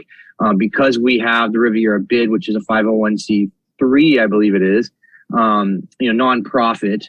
They are putting up the money, they're putting up the design, the artwork, and they're doing the work that we as a city don't need to do. So I want to make sure you guys are in communication with the Riviera bid. They are more than happy to wrap a lot of these boxes, and so we don't have to spend the time in the village. And then, of course, have you guys recommend to the council to waive the fees. Thank you. If you have any questions, I'll be available. Thank you so much, Councilman Nierenheim. We really appreciate your participating in our commission meeting. It's really wonderful to see that. At the beginning of the meeting, we did have someone from Riviera Village come and update us on where they are in the process of doing their wrapping for the boxes in Riviera Village, Kathleen Fisher. And she also mentioned waiving the permit fee payments as well. And Ms. Orta, at her director's report, was also going to give us an update on that project as well. And with regard to the utility boxes for the rest of the city, the way the procedure would work to replace this one that's Caltrans is we would select a location from the approved utility boxes that are available for us to choose from. And then we have a pool of artwork that we would select from to put on that specific utility box. So that's all ready to go. We just have to move forward to make this replacement. And that's how that would work. Perfect. So with that said, I would like to, I'm going to call for a motion. First, I'm going to call for a motion to recommend to City Council that they waive the permit fees for the utility boxes being wrapped at Riviera Village. Make that motion. Real quick, did Kelly, were you about to go in and say something real quick? You looked like you were like. I was debating whether or not, I was going to see if the chair would like me to provide the update that I was going to provide as part of my director's report for the utility box for the RVA. I can provide that now because there's a lot of crossover. So I'm happy. That would be wonderful. Fabulous. Okay. Thank you. Okay. I wasn't sure. That's why I was kind of hesitating there. So thank you for that. So with the RVA, sorry, I should have had my notes ready in anticipation of you saying yes. So if the commission will remember, back in 2020, the commission approved the the RVA's request to wrap, it was a total of 7 utility boxes located throughout the Riviera Village. And at the time, the artwork itself was not ready. So it was really just kind of a conceptual approval from the commission. And the commission said, yes, we approve of you wrapping these 7 utility boxes. Please provide the artwork to the staff when it's ready, and staff will review it and approve it. Just make sure that it's appropriate for being out in the public. And with your permission, I'm happy to share that artwork tonight. I do have a copy of it. Just to share with you, we certainly did as staff review it and are happy to move forward with it. Excuse me, just one moment. Okay. Okay. So here is, oh, excuse me, I was pressing the wrong button. Here is the artwork that we've received. I'll just slowly kind of slide through these as I speak. And so what makes these utility boxes stand out from the ones that the commission is doing as part of its utility box program is these are being these were commissioned by the RVA. And so RVA is pretty much doing these artworks on its own behalf. It is not something that's been commissioned by the city to do. And so the city is not, by allowing this installation, basically asking for the licensing of the artwork for the city to do the installation. RVA is doing that on their own behalf. And so in that way, the process is different as far as how the installation and how the approval goes for the contracts and all of that. And so what RVA is doing now is they are going through the Public Works Department to get an encroachment permit, which will allow them to individually install these artworks on there. We have done some outreach with the Public Works Department, and they are internally looking at offering them a no-fee permit for the encroachments to do this. And so that is something that they are working on administratively so that the RVA can move forward with the installation of these. So I apologize. I just wanted to kind of scan through these, but I'm happy to scroll back up, wherever you'd like me to look if you'd like to go through those again. But those are all of the artworks that they will be installing on the utility boxes throughout the village. So the artwork is not required to come back to the commission. At this point, we're just waiting for Public Works to process the encroachment permits, and then RVA can hit go on their program.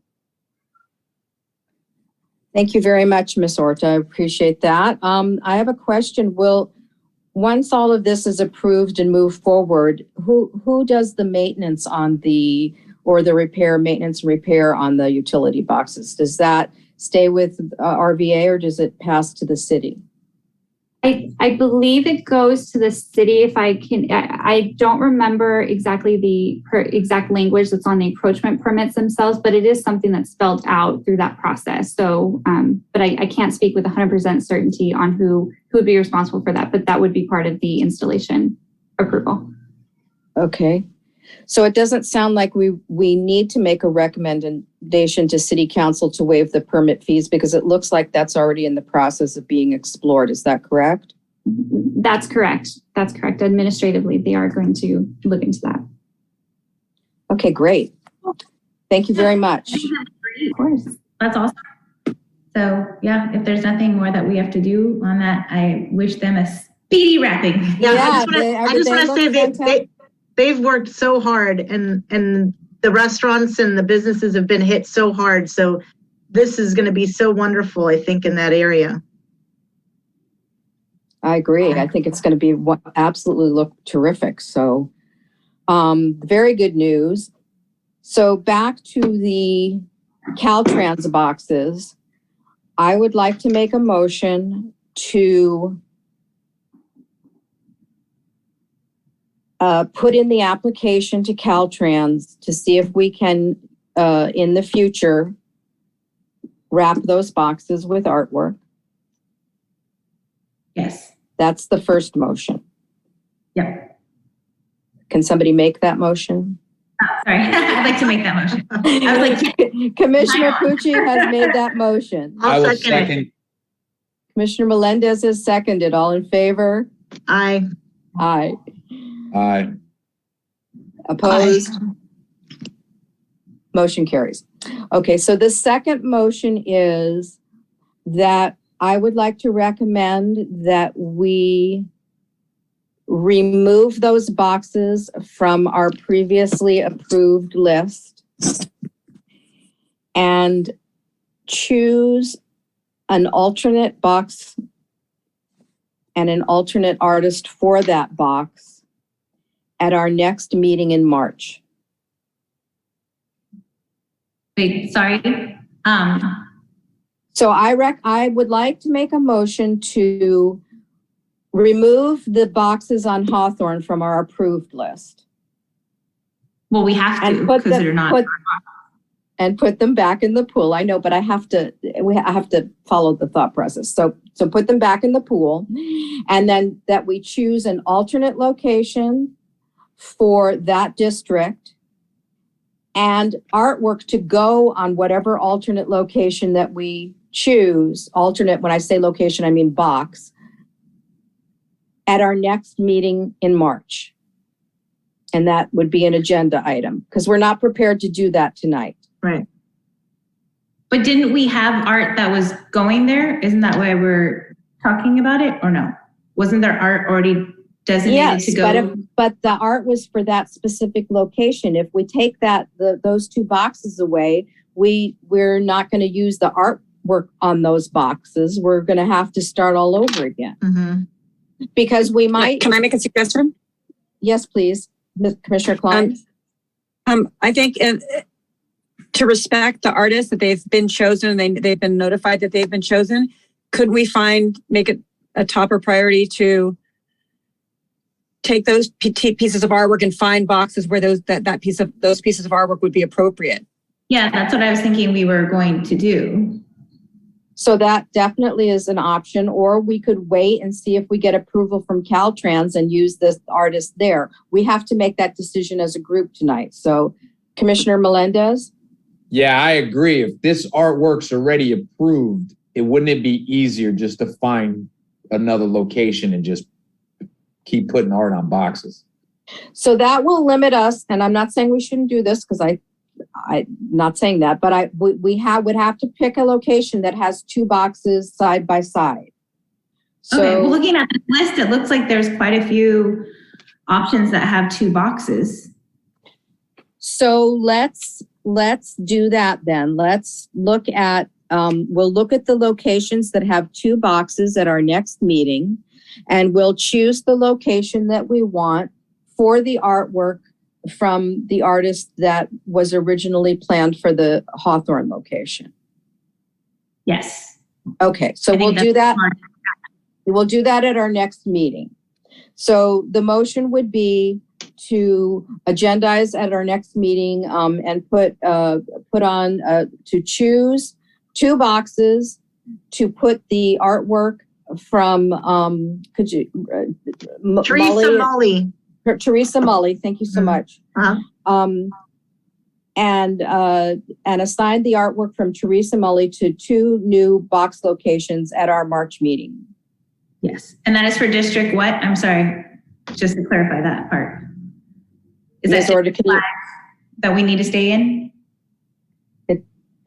Unfortunately, I don't know what district the Artesian Hawthorne, is that District 4? I think it's District 4. I think it's 4. I can confirm that and specify that in the admin report when we consider it next month. But whatever it is, it's see, that's the thing. It has to be from that district.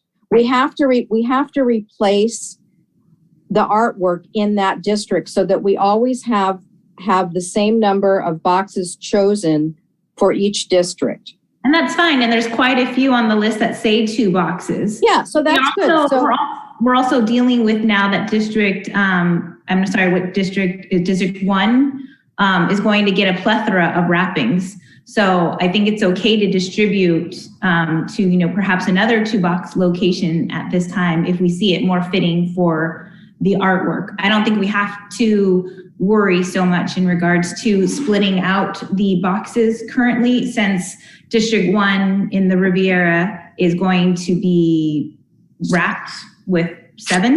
Is that the yeah, 7. So well, yeah. And ultimately, if you look at this list, District 1 has 6 boxes left to wrap. District 5 has 6 boxes. District 3, 6 or 7. And then District 2 and District 4 have so many. Have so many, yeah. Bound to get a lot. Yeah. So I don't think we need to worry about the disbursement. I think we just need to relocate this particular artist who's already been approved by everybody to just go on a different box series. Yes, but I don't agree with that. I think that the box should stay in that particular district because the art should stay in that district. Is that what you're saying? I'm saying the art should, that if we're going to remove, let's say it's in District 4, just for talking purposes. I don't know if that's true, but if we're going to take a box away, actually 2 boxes, but if we're going to take an installation away from District 4, we need to replace it back in District 4. Okay. Because otherwise District 4 will get less than everybody else. And I don't think that that's fair. That's fine. That sounds fair. I'm okay with that. That sounds fair. So that should be the way that we move. Is that relocating that artist's art to a different box set in district, whatever it is. Commissioner Klein? I'd like to ask a question. I found it a little bit, I didn't raise my hand at the time, but I found it a little astonishing that out of 22 artists that have been approved and boxes have been assigned to them, that only 2 people have gotten their legal papers back. Can you please define what the process is and Ms. Orta, and why all 22? I mean, as an artist, I get a piece of document and I want to get it back right away if I want my art there. So why do you think they're all 22 of them are not responding and only 2 are responding? Is it a complicated thing, or do they all have them in hand? What's up? So all 22 do not have them. We as a staff, as you know, are incredibly limited, and we do not have a cultural arts manager anymore. And so my goal and my role in kind of spearheading this project on behalf of the commission is to roll this out in the most equivocal way. And so to Chair Lappin's recent comment, I went and looked at the longest waiting artists from each district and reached out to the first 5. And so I believe there's 5 license agreements that are out currently. So essentially what we have to do is we have to update each license agreement so that it's individual for the artist and the location, send that out to the artist, make sure that everything is correct. We then need to collect all of the signature pages that are required for that. Once we receive those, we then need to put it on an upcoming council agenda so that they can approve the license agreement and execute it and formally execute it. From that point, then we need to coordinate with the artist to get the digital file. And then we, as a city, then coordinate with a local vendor to produce and install the vinyl wrappings. And so out of the 22 pending boxes, I have about 5 agreements out. Those 5 agreements, some artists have 2 or 3, I think one even has 4 boxes. So out of those 5 agreements that are out, I think there maybe is 10 or 11 boxes that are included in that first batch. Out of those 5 agreements, only 2 have turned in their signature pages. And so there is a little bit of that time waiting for us as staff and then waiting for the artist to submit everything. And so we're trying to do it as quickly as we can, but also trying to maintain a certain level of order so that we don't misplace or misassign or whatever it may be. It's a lot of coordination on everyone's behalf. So I know that was probably much more long-winded, but I wanted you to be familiar with the process and what needs to happen for these to be installed. Okay, I'm just confused why they haven't been sent out to everybody. I understand the process on the intake, but how come they haven't been sent to everybody? It ultimately comes down to the staff resources. It takes time for us to go in and individually update each and every license agreement for the artist, make sure that the artwork is the correct one, make sure everything's lining up appropriately, and then to send it out. then follow up. And so just unfortunately, it really comes down to staff resources. Okay, thank you. Commissioner Melendez? So with the amount of boxes that we have approved, 22, 5 of those are out. Altogether, that's half, you're saying, possibly, with the amount of boxes. And I just want to know this, is it our goal as people of Redondo Beach to get these boxes plasterized with this artwork by the next meeting we have, or the next council meeting? Like, because at this pace, with us waiting 5 by 5 by 5 or however many, that's what are we looking at? November? So Commissioner Melendez, I completely understand, and I wish I could say that, yes, we will have some of them installed by the next meeting. I can tell you that my goal is to have them installed as soon as possible. It's just because of the process, the steps that legally have to happen in order for us to move forward, and then the staff resources to kind of spearhead and see all of that through. It just, and unfortunately, is taking a bit of time. But I can tell you that my goal is that we can really start crossing some of these off of our list and really start seeing some forward movement on this as soon as possible. I'm just wondering, is there something that we could do as subcommittee and we can take that task off your plate? Because I think all of us would love to help and move it forward if there's something that we can do. I really appreciate that. That's actually so kind of you to offer that. A lot of the commission's already done its part, and now it's just the paperwork. And so as much as I'm always open to the help. At this point, it's adding it to agendas and that type of thing. So it's stuff that we as staff have to do. As I'm going through the process, if there is anything that I think the commission can assist with to help this, I will certainly bring that forward. So the commission can consider that, because I think that I appreciate the commission's offer for that. So thank you. Yeah, so you'd like to delegate to us, because as you can see, we're invested. And that said, we're all frustrated. It's taken a very long time. We've just come through, we're not through it yet, but we've just gone through 2 years of pandemic, a lot of staffing issues with the city because of that. And we so appreciate the work that you're doing. I know it's frustrating, equally frustrating for you as well. So thank you. Yeah, Commissioner Melendez?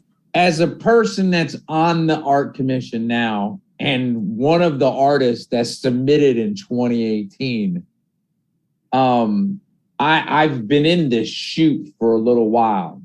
So being on the art commission is part of why I'm on it, is because of the processes and the timing for stuff here. And I don't know if that comes across. I hope it does, is that part of my reasoning for joining the art commission is to blanket Redondo Beach in art. And we have 22 boxes that are in the chute, and we have so many other ones we still have to do. So it is imperative that we come up with the pipeline in order to facilitate this process going way smoother and faster. So that I'm highly interested. If I got to staple papers or, greet people at the door like Walmart or whatever. Okay, thank you, Commissioner Melendez. So I would like to, it's getting a little late and we still have another agenda item. So I would like to have a motion to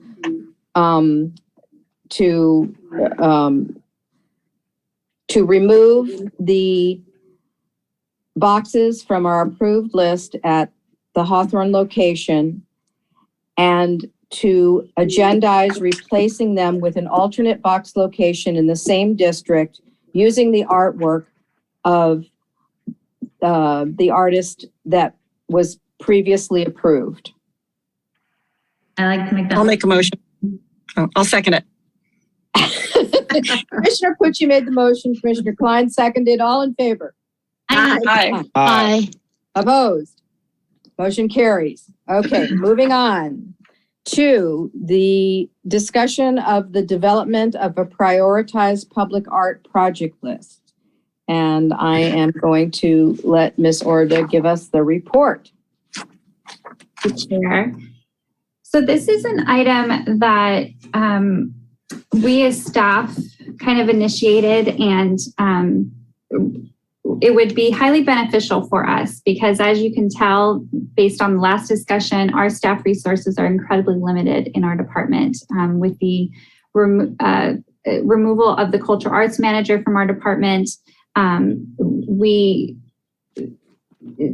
struggle with trying to figure out which projects to jump on board with the limited resources that we have. And so knowing that this commission is as energetic as it is to move projects forward, and we want to be as responsive to that as possible, we are asking the commission tonight to consider creating a project list that would have some sort of prioritization on it so that we know as staff what are the most important projects that we should be focused on. Instead of doing bits and pieces of a lot of them, we can kind of focus on one or two projects and really try to move those forward. And so included in the admin report is a kind of a project list. This is just kind of notes, kind of things that we as staff have heard from the commission over the past few meetings of current projects that we have, prospective projects. Those are just kind of thoughts that have been mentioned in the past. And then future development projects is also on the list. And so those are the projects that are required to, or excuse me, let me take a step back. So those are projects where if there's a large development going on in the city, by an ordinance of Redondo Beach, the developers are required to either install some sort of public art piece or pay the city a fee that would then that money essentially is added to the John Parsons Fund. And so then for the commission to determine how to spread that money to spread some art throughout the city. So that we included the future development project list on here simply so the commission knows kind of what's upcoming. We did not include dates on those just because some of those we truly don't know. There are bigger projects that are going to be started in pieces, or the formal date, groundbreaking, or the formal conclusion of the project hasn't been stated as well. So another piece to this discussion is the fact that, again, because of our limited resources, if there is a project that the commission would really like to see some quicker progress moving forward on, the commission to consider developing committees or subcommittees, excuse me, that can then really push some of these initiatives forward. And so for tonight is really for the commission to kind of in two pieces, give us a prioritized list of projects that we as staff can really start focusing on, and then two, determine if there's any of those projects that the commission would like to create a subcommittee for. And Chair, I will certainly leave it up to the commission, but considering the lateness of the evening, this is a big item, and I would expect that the commission would have a lot of discussion on this, as it should. This is a really important one. I don't know if the commission would want to consider moving this to the next agenda. I certainly leave it up to you all, but that concludes my report. I'm happy to answer any questions that you may have. Thank you very much. So I agree, and I was going to suggest that we table this to our next meeting. I would like to quickly go through this list just to make a couple of comments on things so that we know what we're actually considering at the next meeting. So currently, the current projects are in the works right now. So those we're already talking about those. So moving on to the prospective projects, The public art master plan, the date of it is 2016, and it needs to be looked at and reviewed and updated. Locations throughout the city need to be updated. Artworks that are in there need to be updated. We need to review what's actually happening and what can happen in terms of the paragraphs that are talking about when things are maintained and how they're maintained. And certainly a lot of that will have to fall to legal counsel, but I think that we probably should at some point set up a subcommittee to review that if there's anything in particular that we want to put in there.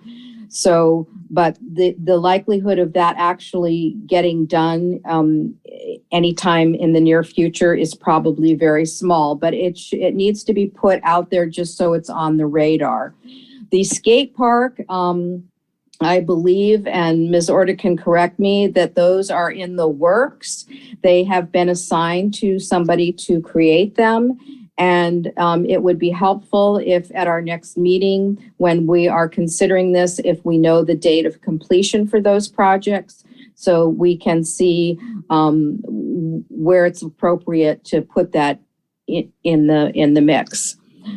We've already talked about the Ito Family Open Space. We've talked about the Transit Center. We've talked about the maintenance yard mural. The stair riser tiles at Veterans Park are just another option for an art installation.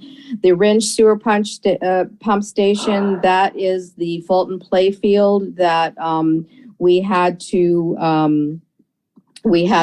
table because of the water filtration project.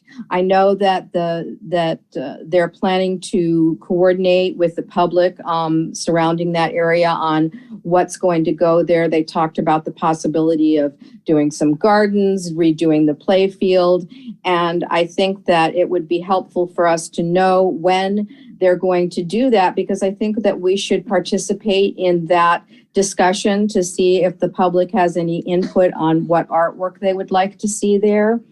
The City Public Art webpage, in 2019, the commission went through a lengthy process to alliterate what they wanted to see on the city's webpage. And we made a list, and we had all sorts of things we wanted to look at, and we had all sorts of suggestions. We had updates that need to happen, but that just sort of went into the ether. And so it's time to revisit that. I have drafted a way that I think that would possibly move forward in an orderly way, which I will bring to our next meeting for anybody's consideration.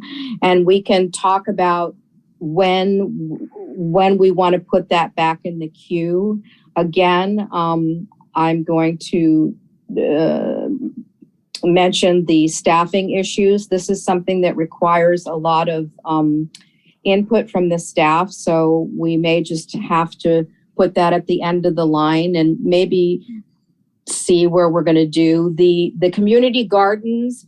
There's a couple of community gardens that are in the works. I don't know where they are in the process. One is at Wilderness Park. One is at Alta Vista.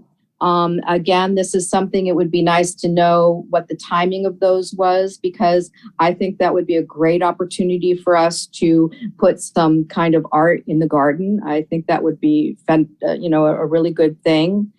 The future development projects, we are all familiar with. Does everybody know what the Friendship Foundation is? No. Artist community? So I can tell, so they are building a new campus. They're in partnership with the Redondo Beach Unified School District to build a new campus on Inglewood at the former Franklin Elementary School. Their mission, they assist special needs young adults with vocational training and job placement in areas including technology, landscaping, generational mentoring programs in which older adults can impart life skills and professional experience. They have transitional students. Their building will have a creative center to feature art studios with training in digital media, visual arts and music, culinary arts center and friendship cafe. They'll have a teaching kitchen. They'll have a recreational center. And so I believe that they are hoping to break ground in March sometime. They had originally hoped to be completed by the fall, but they have been delayed. So that's sort of what that is. And certainly that will have some kind of art component associated with it when we get to that point. But they haven't even broken ground yet. So we can ask people to come and talk to us as we move forward, to give us background and information on the Artesia Corridor, the South Bay, all of those things. It would be nice to have at some point when we're ready, somebody come in and talk to us and tell us what they're planning, when, what's happening, when it's happening, and how we can enhance the project with art. So with all of that said, unless anybody has any questions for Ms. Orta on any of these issues, I would like to recommend that we table this discussion and bring all of our questions, comments, and information and set a priority list at our next meeting in March. Comments? I'd like to comment. I think that's a good idea for something to tackle next meeting. I would encourage everyone to look over this list and kind of make their own, priority list to this, so we can cross-reference to each other on ideas. Because I think it would be a good idea not only just to make a priority list in general, but this is what we hope to accomplish, 2 months, 2 years, 5 years, kind of, because like you were mentioning, that some of these things haven't even broken ground, so they don't necessarily have to be on our top priority list. But if we all kind of go through this list that Commissioner Lappin just went through, then we can all come in ready to put this out to best help our staff. Thank you, Commissioner Pucci. Does anybody else have a comment or question? No? All right, so can I have a motion to table this until our March meeting? Or it could be tabled to our May meeting if we think our March meeting is getting too big, and because it seems like we have a lot, we could table this until our May meeting. I say table it until May. I think that's it seems like there's already a lot. Yeah, as long as staff doesn't need it right away, we already have our list running currently of what we need to be having done. So as long as the things we already have. Ms. Orta, I'm sorry, Ms. Orta, did you have a comment? I did. I just wanted to, one of the updates I was going to give in my director's report is that we will be coming to the commission and using an upcoming commission meeting as an opportunity for the public to provide input on the future of the Veterans Park Community Center and what that facility can become before we issue a formal RFP for it. And so with that, if the commission would like, for your motion, if you want to be general enough to say that we will certainly get it agendized as soon as possible. And that way we can kind of look at the agendas. What I don't want to do is to have it be assigned to one per the motion, and then we maybe something happened and we could have done it earlier. So if you're comfortable with it, I would like the commission to consider just asking us to agendize it at a future meeting, and I promise we will get it on as soon as possible. I think that's a very good idea. So how about we make if we could have a motion to table this to a future meeting to be determined by staff. I'll make that motion. A second. Commissioner Pucci has made the motion. Commissioner Christian Kelly has seconded. All in favor? Aye. Aye. Opposed? Motion carries. Okay, so then I would like to move on to the director's report. Okay, thank you, Chair. So I've given almost all of my director's reports throughout the meeting, which was great. The only one that's left is I did want to provide an opportunity to share with the commission a quick update on the skate park for Perry Park specifically. So as the commission knows, there's 2 skate parks that were approved by the city council, and one was at Perry Park, and then the other one is at Pad 10. And so the Perry Park location is going to be installed first. The company was selected to fabricate everything, and they're in the process of doing that. We are hopeful, and the last we heard from them is that the installation would take place in February. So we're actually pretty close to having that installation completed. I wanted to, if I may, just take a moment, I can share with the commission some visuals of the park. Going back to some of the previous items and mentions of the skate park, just so the commission, especially as you create your personal priority list for next meeting's discussion, you can visualize the Perry Park and see if there's opportunities there for any type of art to be installed as part of that installation. So let me share my screen very quickly. So this is the park from standing.